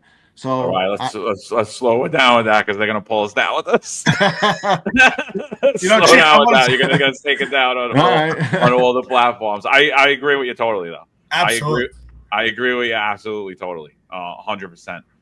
Shout out to Alabre Realty 299 to the podcast, Chief. So another thing about broken windows, because Tabitha, I see a comment. She said, "I don't support broken windows unless it's brought." Tabitha Foster. I don't know if you're familiar with Tabitha and her case against Jeffrey Madry, but Tabitha was a member of the service as well too. And she says she doesn't support broken windows unless it's done equally throughout all communities. I've spoken myself. I grew up in 2 Italian communities. I grew up in the Mid Island section of Staten Island, which was a mainly Italian Irish neighborhood, and I grew up in Bensonhurst, Brooklyn, which was a very Italian neighborhood at the time. I had broken windows implemented on me as a child. I seen it go throughout my neighborhood, and I've always told everyone I've been stopped, questioned, and frisked more times than I believe most people ever in any community, and I've been arrested twice policing, for minor nonsense, and I was stopped often in times I felt. I personally feel, through my experience in New York City and then deploying it as a police officer, I personally feel that broken windows was utilized in every command, in every community throughout New York City. And the places where crime was the highest, obviously, you saw the higher crimes being charged and people being arrested for them. What are your thoughts about broken windows? Do you feel that it targeted certain communities differently, or do you feel that this was a strategy that was used throughout the NYPD? Well, I think it was a strategy that was used across the city in itself, because I mean, when you went on the CompStat, there was accountability on how many CSUMs and what you were doing. So I don't think that it was just targeted to specific communities. Were there communities where maybe there was more offenses being committed than other communities? Yeah, I kind of believe that. I mean, that may have happened. But yeah, and I agree. It should be across the board. It shouldn't be any particular thing. So yeah, if there's a group in a particular precinct that are drinking or doing whatever they're doing, yes, they should enforce that. If it's another community, yeah, it should be equally enforced. So if you go one, it should be citywide thing. You can't cherry pick which locations you are. But yeah, could there be a disparaging amount of numbers in one particular precinct as opposed to another? Yeah, because it depends on the offenses. If it's not happening in one particular precinct, you can't make it happen, right? And if you're doing the enforcement in the other game, you're getting bigger numbers. But yeah, it's got to be done equally across the board. And it would totally be unfair if it wasn't actually enforced that way. So I don't remember ever seeing anything where it wasn't enforced in one particular precinct or the other, but it could have been, but it definitely shouldn't have been. It should have been across the board. I see it with my own eyes. I moved around a lot as a kid. My parents they like to move around, but I grew up mostly in Staten Island. I lived in Brooklyn. As an adult, I lived in the Bronx almost a decade, but growing up, I lived mostly in Stapleton in Staten Island. It's a majority black neighborhood. And I was happy the cops were there because it was pretty violent. There was a lot of stuff going on there. And I think that according to CompStat, and I saw it myself, I saw it as a kid growing up, living in Stapleton, and, you're hearing gunshots, and the cops were out there doing their job. doing intrusive police work, and I saw it myself being a special operations lieutenant, according to ComSet, addressing crime trends as they came up. So I think intrusive police work is the bedrock and foundation to public safety. I say it all the time here. Yeah, no, I agree. So I want to talk about this. Obviously being the most complained cop, you retired around the height of the change of legislation that really impacted careers when it comes to CCRB. 2018. What year did you retire again? What exactly? 2022, but I had like a year on the book. So right. So at that time was really the change. 2021 is the commencement of the disciplinary matrix. So my career was really impacted from CCRB. And what we see now also, you talked about lieutenants being the best rank. A lot of lieutenants in ESU are getting civilian complaints and some serious charges for actually involuntarily removing an emotionally disturbed person, as ESU should do, right? So a lot of times right now, what we would see towards the end of my career is ESU would be hesitant on responding to certain jobs for that reason. They had to protect their people because of the Civilian Complaint Review Board. So how did you and how would you now protect your cops and protect your people from the Civilian Complaint Review Board? And my argument has been that the upper echelon could do more and to protect the guys, because they do. When it comes to khaki pants, which is a different tier, they have different amenities, they're protected with the Civilian Complaint Review Board. So how did you protect your guys? How do you feel about ESU members are getting complaints for involuntarily removing people that are threatening to kill others, kill themselves? It's a dampering job right now. So how would you help them? And how did you combat that back then? Okay, so that's a great question. And what we used to do is there was a sergeant, Jerry Flood. He was in charge of the A team, and because they used to get civilian complaints on just regular warrants, right? And the civilian board would be like, well, why'd you smash the door down? Why'd you do this? And that's similar to EDPs, right? So you're making your entry and you're getting to put the person in custody. So what he used to do is he used to go down and speak to all the investigators in CCRB, so they understood exactly our protocol and what the men and women from ESU do and why they did it. So they educated these people, and then they understood. So now when they're doing, because basically, look, if you think about it, you're hiring this investigator, has no idea, and then the next thing you hear is like, oh, ESU pushed open the door. They took this non-violent EDP into custody, and basically put him in handcuffs and took him to the hospital, and they basically like incarcerated him medically, whatever, right? So, but what we did is the educating those investigators so they understood what had transpired and why ESU did what they're supposed to do. Now, if I was in the upper echelons of the police department, if I was the PC or something, listen, I would talk to the mayor. I'd say, these got to be taken away. They shouldn't even be investigated. If we're following a patrol guy to the T, and ESU's following all their tactics, there's not even there should be no chance of investigation. It's not necessary. All right. There's no misconduct. There's no abuse of authority. There's no whatever force by putting the person in the custody is all justified. There's no need for these things. And you're right. The problem is that then you end up putting too many CCRBs, right? So then are we going to put the guy in monitoring? Are we're going to take him off the stack? Is he not going to be lined up as part of the entry team? Because when I used to go to those force meetings, they would say, oh, why did this guy have so many force reports? Well, first of all, you're mandating that we do these force reports. That's the first thing, right? Come on. So you're telling me that the guy, the lead bunker, or even the guy that's the hands on the stack, that's cuffing him and pushing him down, then he's gonna get the force report. And then you're gonna say, well, that guy has too many force reports. You go to like a truck 7, right, from the 7.5, or a truck 8, truck 6. that's all they're dealing with, So how do you do that? It's unfair and unjust. And I'm not going to put somebody on monitoring, and I'm not going to, tell somebody that they can't be on the team when those are the guys that are doing and girls that are doing the work. It's just insanity. So there has to be something from the top that it's restructured, or it's that there's definitely changed, that there's no need to investigate that. If and that's for the cops on the street too. If you do your job the right way, yeah, and the other thing is, like you had spoken about a couple of podcasts ago, if you get exonerated, or that's it. It should be removed from your record. Don't leave it on there, because that, when you open up that 50A, and like you said, you go to a job later on in life, all those things are on there, and it's totally unjust. It's not right.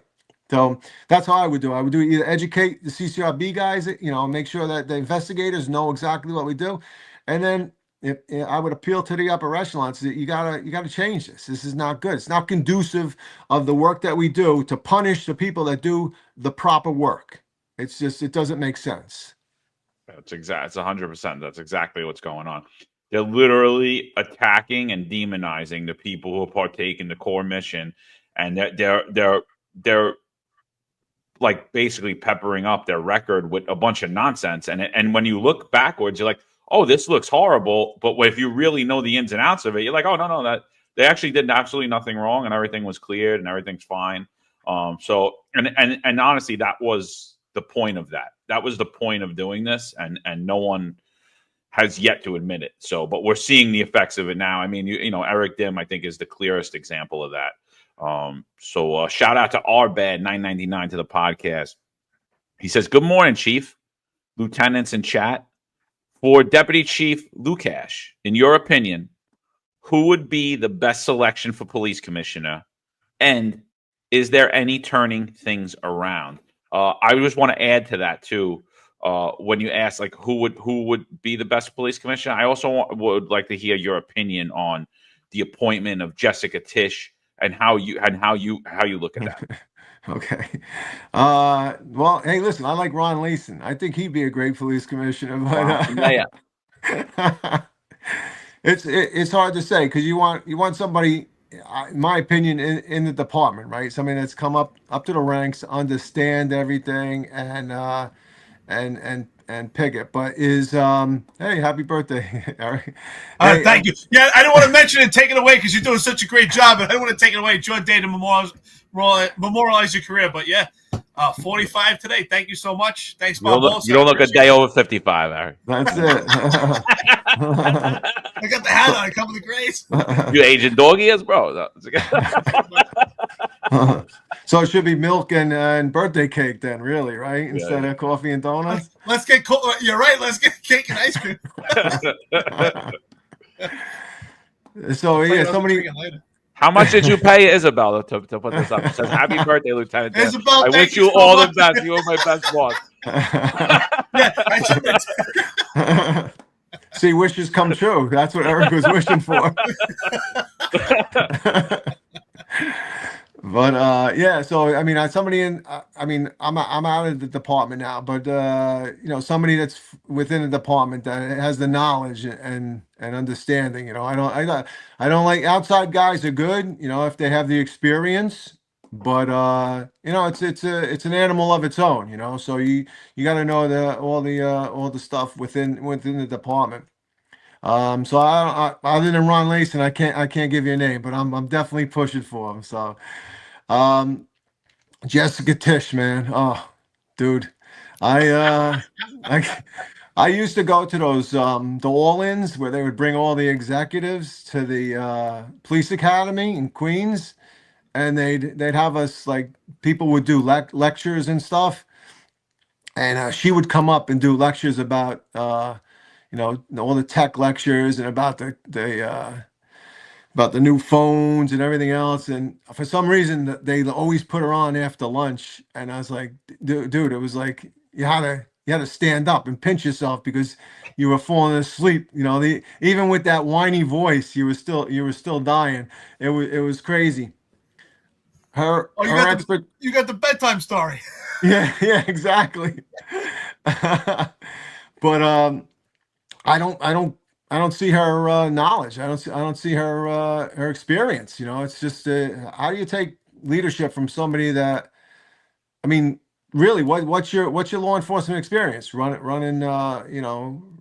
running the tech unit and stuff. I mean, come on, it's not that's what it's all about, you know. And what, yeah, she was put over to sanitation to say, hey, let her be a commissioner, and then I could bring her back. And yeah, is it daddy's money and stuff, you know? We used to say that even then. It's like, you know, and she used to say it. I think she at some of the meetings she would be like, yeah, even the Giants aren't playing that good or whatever. I was like, you know, come on. So it's like, yeah, I was never really impressed with her, and I don't think she deserves to be the police commissioner of, of the NYPD. No way, no how. Well, we're talking about deserving. So at this point, she is the police commissioner. And so what do you think about how she's been handling things so far as this corruption scandal? Do you see her as being this white horse? Do you see her being a patsy for Adams? Do you see her being a puppet for Adams? Do you see that she's actually the one to expose corruption? What are your thoughts on her position so far? So I see her sitting at the desk, upstairs on the 14th floor, and people bringing stuff in. Hey, look what we found. This, and that. I see her saying, this, that, and that. I don't see many decisions coming from her. I think she's just the recipient of the things, the downward turn of the department, and the crap that's falling in her lap. You know, she's not turning. Prime example is John Shell becoming the chief of department. Like, if you knew everything that had happened, and you knew how Shell was associated with Madry, how do you make him the chief of department? How does that come to tuition? That's not any manager would say, there's no way. I gotta turn in something new. I gotta look for better. So I mean, putting him there is we know that's Adams. So Adams is just running the same stuff. It's not being run by her. She's just a patsy for that. And is she put in there because of her money? Yeah, I guarantee you. You know that's all it was. It was for political purposes. And like you guys have mentioned numerous times, is it for her to become the mayor? Is it for her, for a governor or whatever? I mean, there's something bigger for her, right? So, but I was never a fan of hers, never impressed by, the presentations would kill me. I would I would circle the itinerary when it said her name. I was like, maybe I guess more coffee or go downstairs or do something. I don't want to be there for that. So yeah, no, I know it's not her. She's not doing anything, so.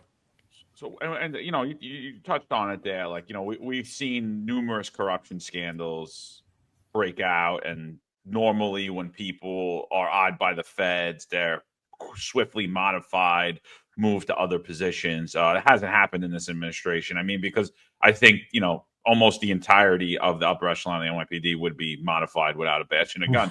So, I mean, I guess that's the reasoning they haven't done it.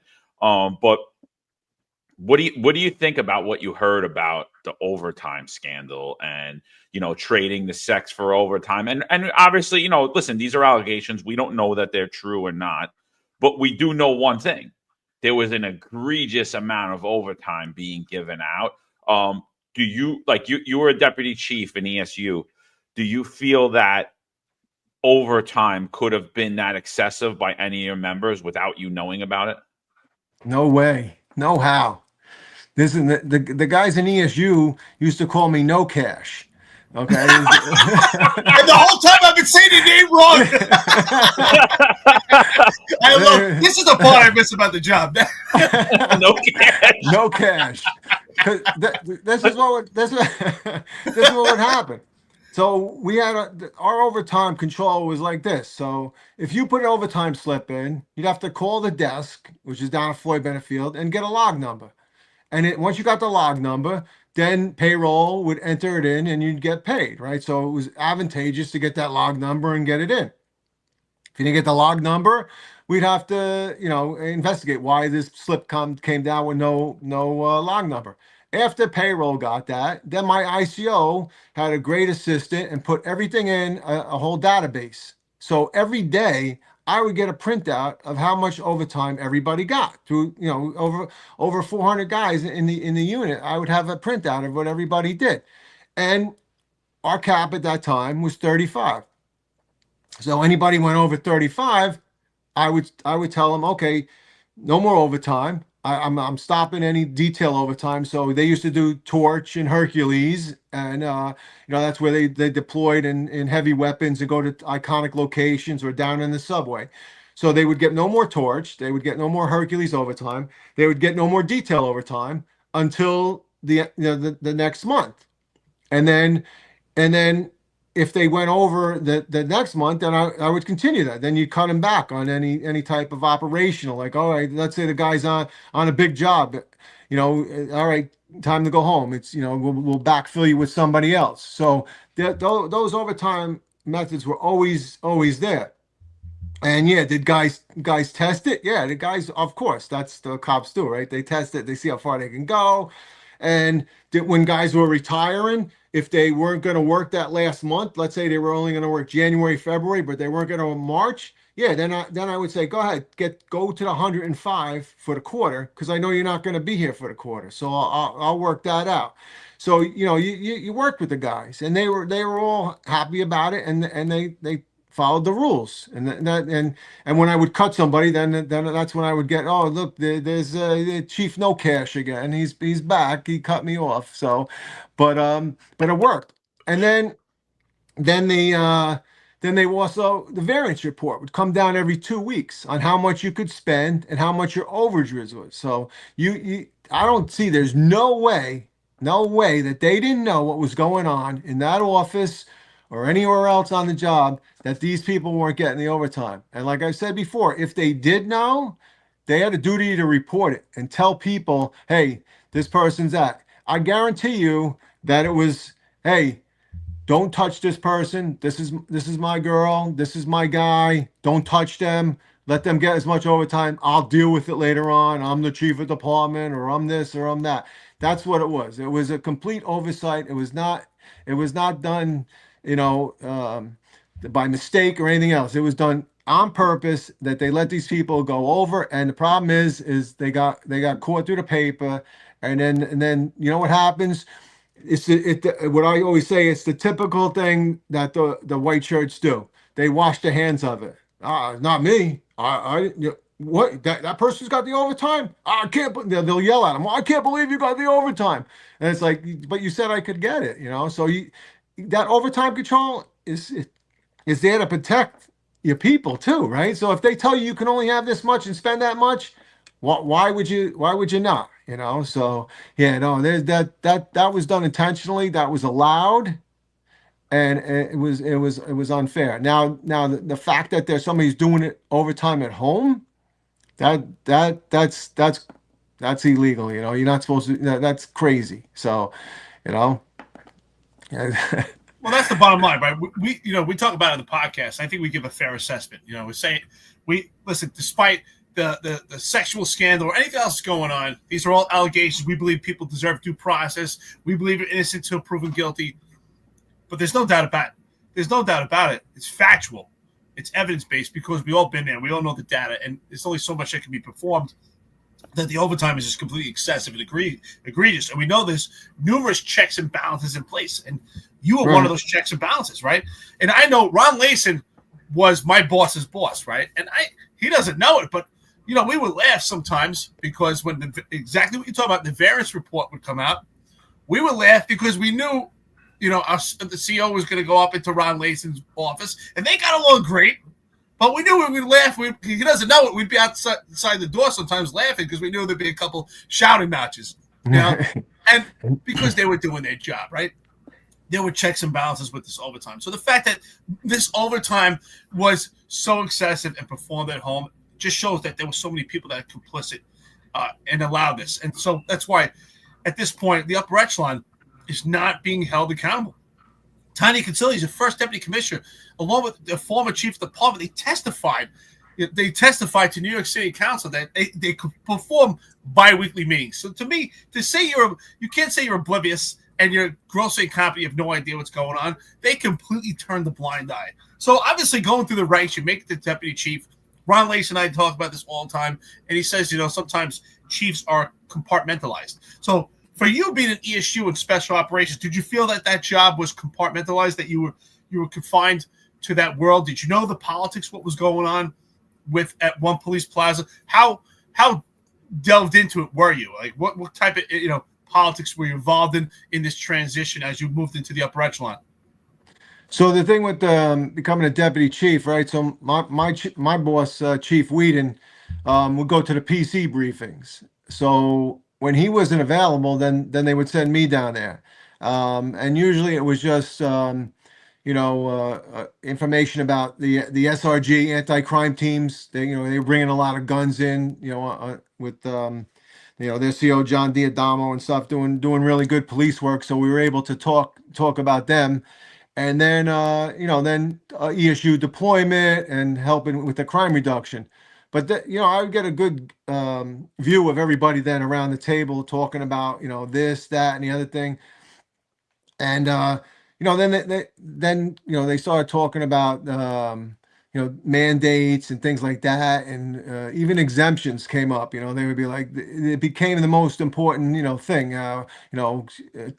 What's her name would say how many exemptions they were given and all of that. So the politics is really up in that office. Like I was really saw it. Like was there some deployment of crime?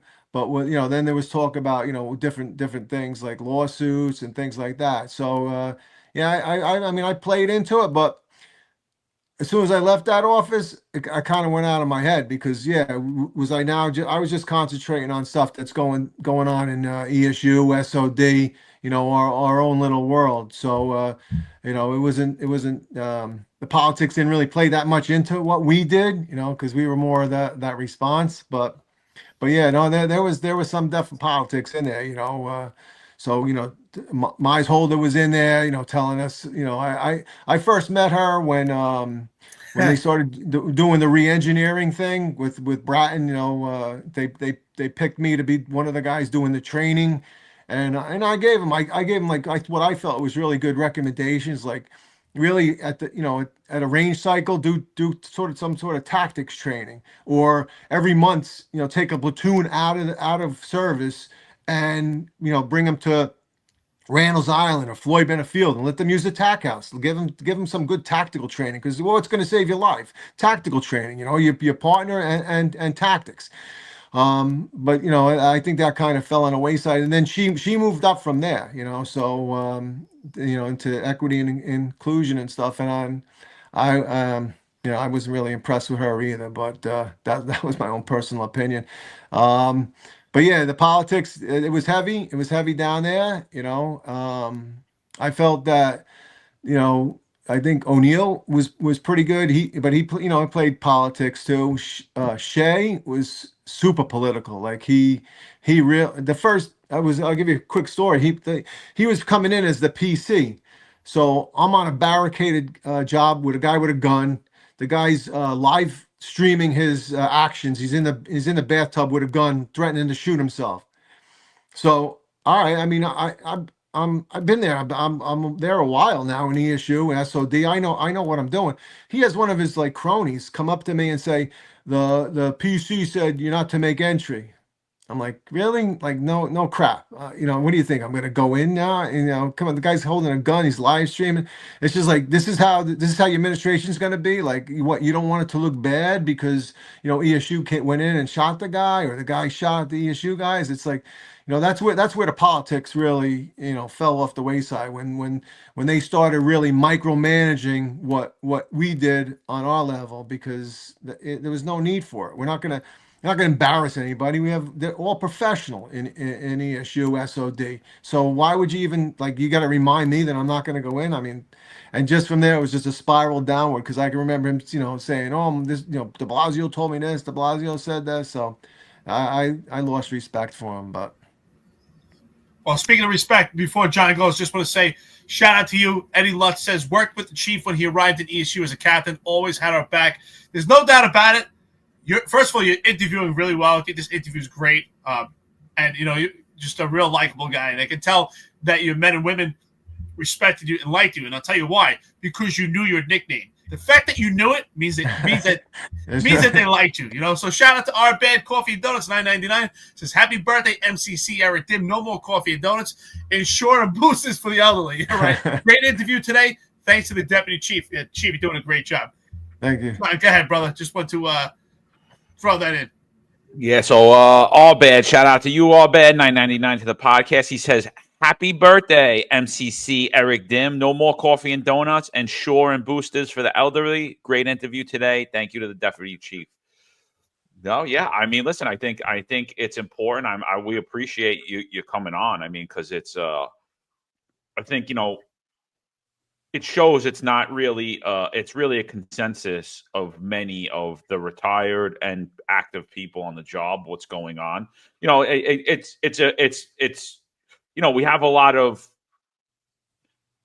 rank and file that are on this show, right? Lieutenants, sergeants, cops, detectives, but the first person to come on that was in the executive ranks was Ron Leyson. Now we know there's many executives that listen to this show, both past and present, and I think it's important for the public to hear, like, really the locker room talk, like how we feel as people who were actually there, regardless of our rank. And it's important that all the ranks actually come together and say how we feel, whether we agree or we don't. Just say, listen, this is how I feel on this topic.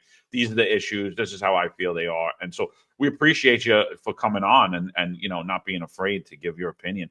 Like, what would your advice be to like really everybody in the NYPD at this point, currently still serving, people that are looking to get promoted, people that are in the promotion rank? Like, what's your advice to them now?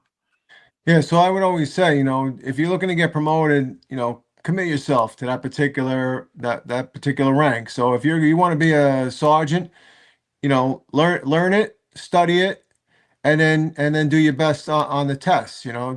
But put yourself full forward. Don't do it half-heartedly. I knew guys that said, "Oh, I'm going to take the sergeant's exam," and then they didn't study or they didn't go to classes. All vitally important. I remember studying for sergeant. I had one of those. Back then it was cassette tapes, right? So I would put my cassette tape in the car, and on the drive down, I would listen to this really monotone, speaker all the way down. But they, ask questions and they give you answers and stuff. So, just put yourself forward and study and then do your best. And the other thing is no matter what you want to do in the job, right? If you want to stay on patrol, that's your forte, then absolutely. Then commit yourself to it and do your best job out there. If you want to go to any unit within the NYPD, understand what they do.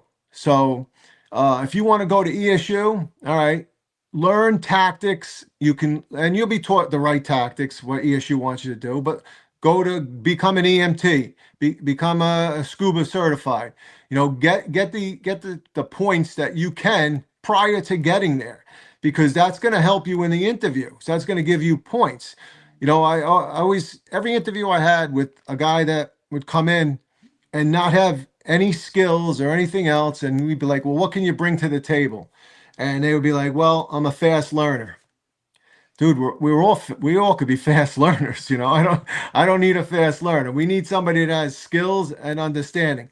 So learn what they do. If you want to go to scuba, which is very hard, become a really professional swimmer. Do your dives, your deep dives like you're supposed to. Understand again what they do. And if you want to go somewhere else, narcotics or whatever, get the background. Talk to the guys and gals that are in there and understand what's necessary for you to get that particular position. And I always say, have a backup. Not everybody's going to not get into ESU. Not everybody's going to get into harbor or aviation or narcotics or intel. Have another position that you want. There's so many positions in our job. If you want to move around, then find out what you got to do. But yeah, really you got to learn it and understand what you're applying for. And then when you do the interview, you'll see that you'll have the skills and understanding of that particular job, and they're gonna appreciate it. The people are gonna appreciate the that you've done that back, that investigation, that background on what needs to be done for that particular position. So I remember one guy coming to ESU interview, and he was like, "My name's such and such, and I'm the son of." Da da da. There's just the father of da da da. It was like, what, this like Game of Thrones here? It's like, what the heck, man? So when you come in, be a little humble and explain yourself. And the biggest thing is sell yourself. There's a lot of people out there that they're bidding for that particular position. But I always say that I think you should study and take the test too. I even tell the ESU guys and gals, a lot of them, they don't want to leave ESU, right? So they'll say, I'm not taking the sergeant's exam because I don't want to leave ESU, and I get it, but I said take it, because if you come back and interview in 2 or 3 years, you're gonna get picked up, because you got the skills now of both. You have the skills at ESU, now you got some patrol experience as a sergeant, and you come back, and then most of the time the lieutenants or sergeants that just get retained. They don't even leave. So I mean, there's opportunity there, and you just got to find out your little niche in the job and go for it. That's all. Don't procrastinate. Get in there and look for what you want to do. By the way, thank you so much, Chief. I think that's a great advice, great synopsis. Shout out Stephen S. 470 to the podcast. Coffee and Donuts says, happy birthday, Eric. Another great show. Thank you, everyone, for all the birthday wishes. I appreciate it. Chief, I love you talking about this stuff. And you mentioned a sergeant who I think is outstanding, by the way. You mentioned Jerry Flood, part of the A-team. He did a lot of search warrants for my unit when I was in the Lower East Side as an anti-crime sergeant, also in the Bronx as a special operations lieutenant. He would do the TAC meetings and the search warrants for us, taking down doors. Awesome sergeant. So I think that's, it's a great point. So how do you deal with that, right? So you have ESU members trained. They have the skills to be in ESU. But now once they pass the test, what's your assessment on bringing them back? Because what if they have those skills to do ESU, but they don't necessarily have the leadership skills? Is that something that you educate them? Because I think that the job is really lacking when it comes to leadership training. And that's where I think we need to change, because we do have people that have the skills, but they don't necessarily have leadership skills, which is another entity. Yeah, I think so. If he's an ESU guy and he gets promoted, or a gal, and he goes out, they go out, right? They're going to go out on patrol for a little while, and they experience patrol, and then they come back. We always ask, is it going to be hard for you to, you're going to be working with guys that you literally your life depended on them, right? You were on the stack or whatever. So you got to teach some leadership skills, and make sure that they understand that they're the supervisor, that they're held accountable for things, more so than the detectives or the police officers in ESU. But the thing is ESU works seriously as one of the most well-oiled machine teamwork ever. So. Guys you could be a sergeant in there, and you got a good squad. You're flawless. So I think the skills of leadership come with when they have to be the U-boss. Right now they're running because sometimes there's always not a lieutenant working, so the sergeant could become a U-boss. There's a little bit more responsibility, more coordination, for citywide responses and things. So I think that leadership, it takes a little while, but they come right back into it. And don't forget that in ESU, sometimes in this particular truck, might not be a sergeant working. So I mean, I saw like Eddie Lutz. Great guy, senior guy in ESU up in Truck 3. Those are the guys that would run, that'd be the POIC. They're in charge of command. So they're already in that leadership role, so they already know.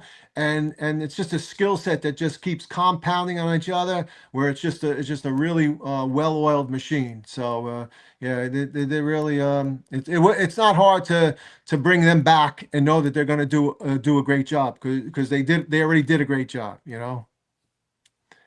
Chief, Pat Donahue has a question for you. We're going to start to wrap up in a few minutes.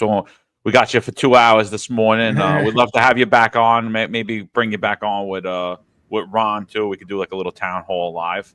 So I think that would be something good. Pat Donahue got a question for you. It's a serious one. Surprise from Pat Donahue. I had a screen all, you got to screen his, but Yeah. does Lukach think that the department should adopt the ESU grade promotion selection, which is based on time, rank / time in ESU, a clear defined method of selection? Right. So the ESU guys, it's been historically 2 years, right? If you're 2 years in ESU, you're going to get promoted to third grade. We've seen lapses where it took a little longer sometimes, depending on the PC, up to third, to 3 years. But I'm a big advocate of police officer special assignment, right? So I think that if you're a police officer and you're in command for a certain amount of time, that you should get that designation, police officer special assignment. Now, I know the unions, Pat Lynch and all the older unions would say, well, it's not fair, but yeah, make it fair that everybody that's 5 years in a precinct or whatever, 10 years, that they get that police officer special assignment, and make it, they can even make that, police officer special assignment 1, 2, and 3, right? So as you reward the guys on patrol, right? Those are the guys that do the work. So I don't know necessarily have to make them detectives, and that's fine. But yeah, I would definitely see that there should be some reward, some bonus. I think like Marlon's saying right now, I was always agreed with the corporal rank. A lot of other law enforcement has that. That's not bad either. But truthfully, what irks me the most is that when you see police officers killed in a line of duty, and they get promoted to detective first grade, and then up on our wall in 1PP, they put detective was killed in a line of duty. And I think that diminishes the rank of police officer, because I agree with the pay and give them whatever dues, whatever they can. I absolutely agree that they should get that benefit. But that wall looks like cops aren't doing anything. It's just all these detectives that are doing it. When a civilian walks in, it's like, wow, a lot of detectives got killed in a line of duty, when in fact it was police officers. So yeah, I agree that there should be either a promotion to the, I know Pat's a union guy. I agree. You know what? At a certain point, yeah, there should be a point where guys get that promotion, whether it's police officer special assignment, police officer, detective, corporal. There should be a reward. They always, what was the saying, right? The patrol's the backbone of the police department. Well, you got to reward guys for staying there, reward guys for doing that job. You look at Fagosky, right? He was in the 7-5 as a patrol cop for some 20 years. So I mean, it's time to reward the people that do the work. And I would never take the detective shields away from ESU. They're doing God's work too. So, but let's keep it fair across the board. I totally agree with that. You know what, Chief? I'm not kidding. I love your assessment. I love how you're honoring the rank of police officer. I agree. It's a shame. I don't think the 20 years man in a sector in a precinct should be looked down upon. Unfortunately, I think that's come to that. We should actually honor him and say, wow, here's someone who's been rocking a sector for 20 years in a precinct like the 4-4, 7-5, knocking around, kicking their boots out of a car. That's someone who should be honored and respected, who really can mold new police officers. I agree. Giving them some type of rank, Marlon says corporal, whatever the case, some type of special designation. I agree. But why do we have to lump everybody as a detective? It takes away from detective. It also takes away from police officer. I think it's twofold. And I absolutely love your assessment. I really appreciate it with that. So as, I just want to say, we're holding a hell of a concept here. You're showing great stamina in retirement. This is 2 hours. I want to thank you. I think you're doing a hell of a job. I think it's an awesome interview. So if you could just give us some insight, maybe about your family, what do you do in retirement? Let's, if we could learn about the chief in retirement, what do you do in your days off the job? What's your life like? Hobbies, music, movies? What are you into?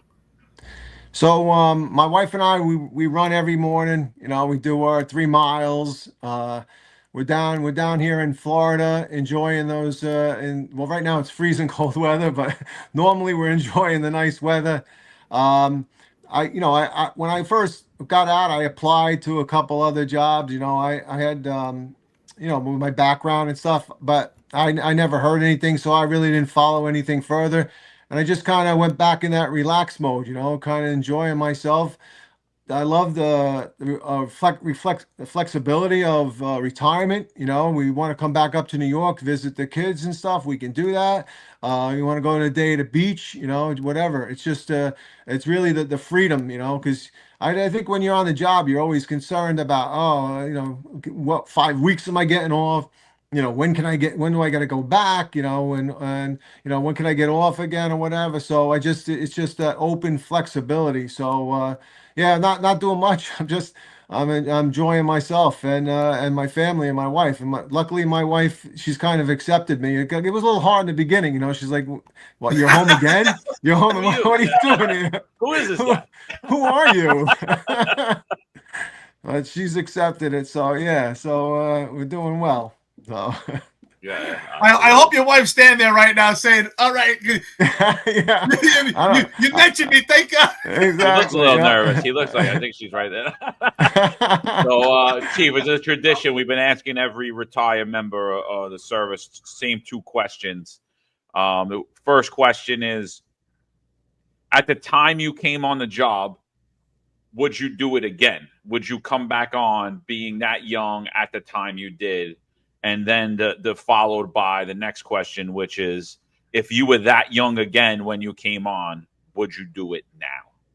Right. So I definitely would do it again. Like I had a lot of fun, It was coming on. I was a little older. I was like 25, so little but the antics and the jokes and the fun, it was great, I mean, there was one guy in the police academy, they called him a rat, and I was like, why you call him a rat? He's like, well, he doesn't take showers after he does the gym, so he's a recruit against taking showers. And I'm like, oh, all right, I got you. So just the antics and stuff, I would definitely do it again. Now, nah, no way. I'd look for another position somewhere else. There's too many other places that you can earn the respect and enjoy the job. I think it's lost that. Chief, we haven't had not one person has said they everyone has given the same answer. They loved it. It would come on again. As a young man, if you go back in time, but no one would come on now. And we definitely see the same thing. And listen, legitimate reason. We see what's going on here. I wouldn't either. I didn't expect to be at this point in my life, but it works out great. I get to meet great people like you, and it opens all new doors. I say, let's not build walls, let's open doors. That's what we're doing. Open doors to new people that we get to speak to and this path they're on, build new friendships and relationships. I got to tell you, this was a hell of an interview. 2 hours went by really quick. I think you did a hell of a job. You showed a lot of stamina. Thank you so much. I love your insight. I really think that's I really like what you said. It really it resonated. I never even thought about it, that we're not honoring the rank of police officer by making everybody detective. I really enjoyed that assessment. I learned something today from you, and I want to thank you for that. And with that being said, I want to honor you, Rob Lukach, or as they say, no cash. Thank you for coming on here today, doing a hell of a job of the interview. I think you showed completely genuine. I think your answers were honest. You show a lot of courage speaking about the leadership and what's going on right now. So I thank you, and bless your wife and your family, and that they have you in retirement, and you're running 3 miles a day, not a mile and a half. So God bless you. And you look fantastic. Seriously, you look great. Thank you. Thanks. Mahansky, am I say that right? Just donated $19.99 to the podcast. Says, happy birthday, Eric. Great interview, Chief. Thank you for honoring the great rank of police officer. The NYPD has been compromised. The job needs more blue buds and less admin spots. God bless the NYPD. Tish will right the ship. And just a note on that, we are, Sal Greco put out, and we've been getting it numerous times, that Tish is on her way out the door. We're not sure that that's accurate or not. Obviously, she's been running a well orchestrated public relations campaign to boost her image, boost her up as a Teddy Roosevelt figure to come in and clean up the NYPD, which I don't think anyone at this point is saying is not corrupted. We don't feel like she's been doing a great job of it, but I think she's looking to make a run for mayor. We've been seeing her be probably more undermined than we even seen Keechant Sewell be undermined. So I don't think we'd be shocked if she does step down. So, I don't think anybody here would it would be anything, it would be anything. It wouldn't come to a shock to all of us. So, Chief, before we get out of here, you want to just give us your final thoughts, final words to everybody, and what are you seeing for the future? What do and what do you think? Right. So I listen, I really appreciate you guys having me on. John, thank you. Eric, I appreciate you. Last time I saw Eric was he was on top of a car in the Bronx. Yeah.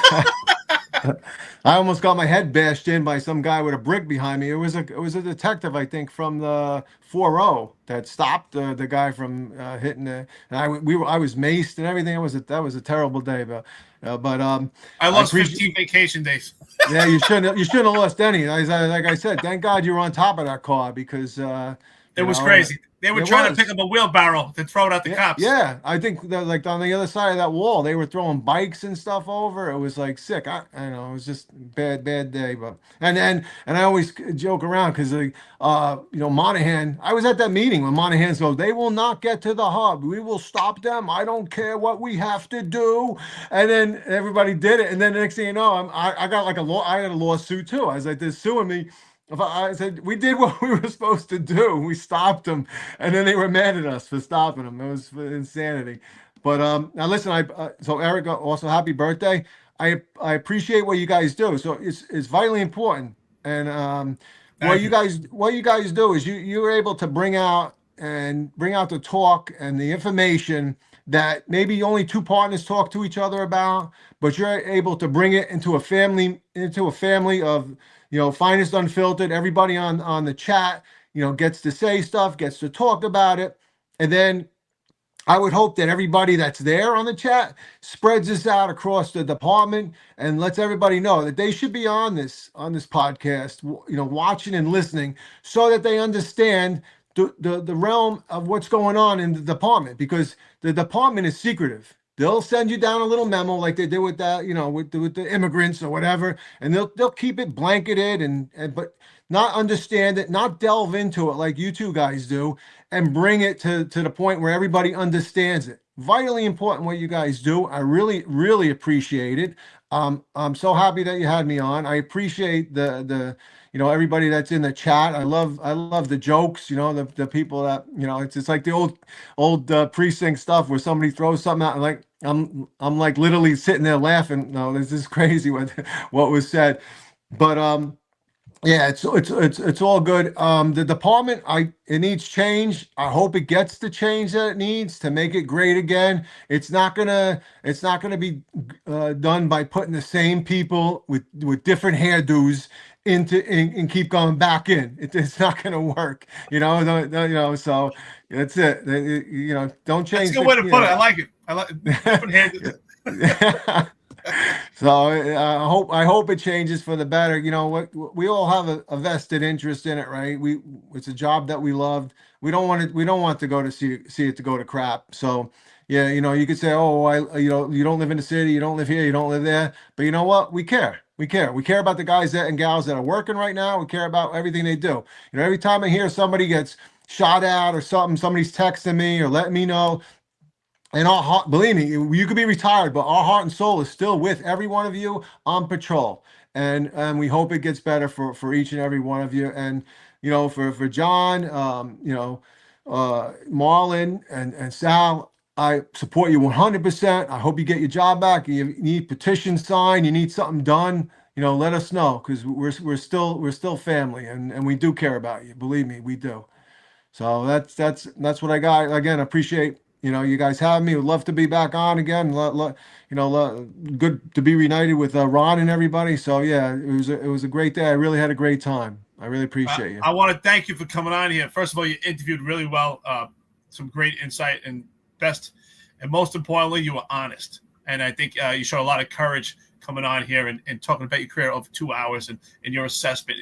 And the fact that you knew the nickname, I think that's huge. Shows how much respect you had in that unit, and you had somebody come on here today. And you're right, we built all this friendship. So thank you so much. Thank you to your family. I hope they're enjoying your retirement. I'm glad that you're staying in shape and that you're running every day, taking care of yourself. I mean, listen, clearly you can see it. You can tell you're in shape. Take care of yourself. Fantastic. Enjoy that retirement. God bless you. Welcome to come on here anytime, except, though, Ron Leyson says if you and him come on together, that I have to wear a bow tie. So you know what? I'll tell you what. I'm a man of my word. If you guys come on together, I'll put on the bow tie. You got it.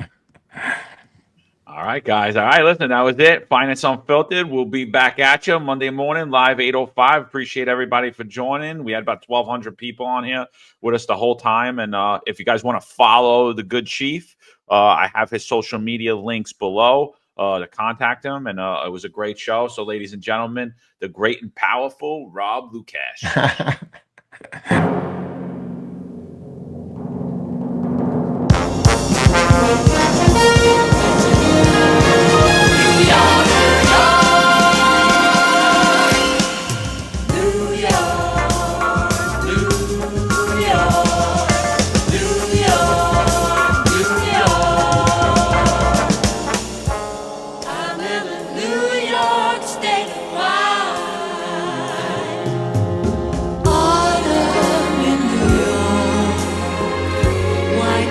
It seems so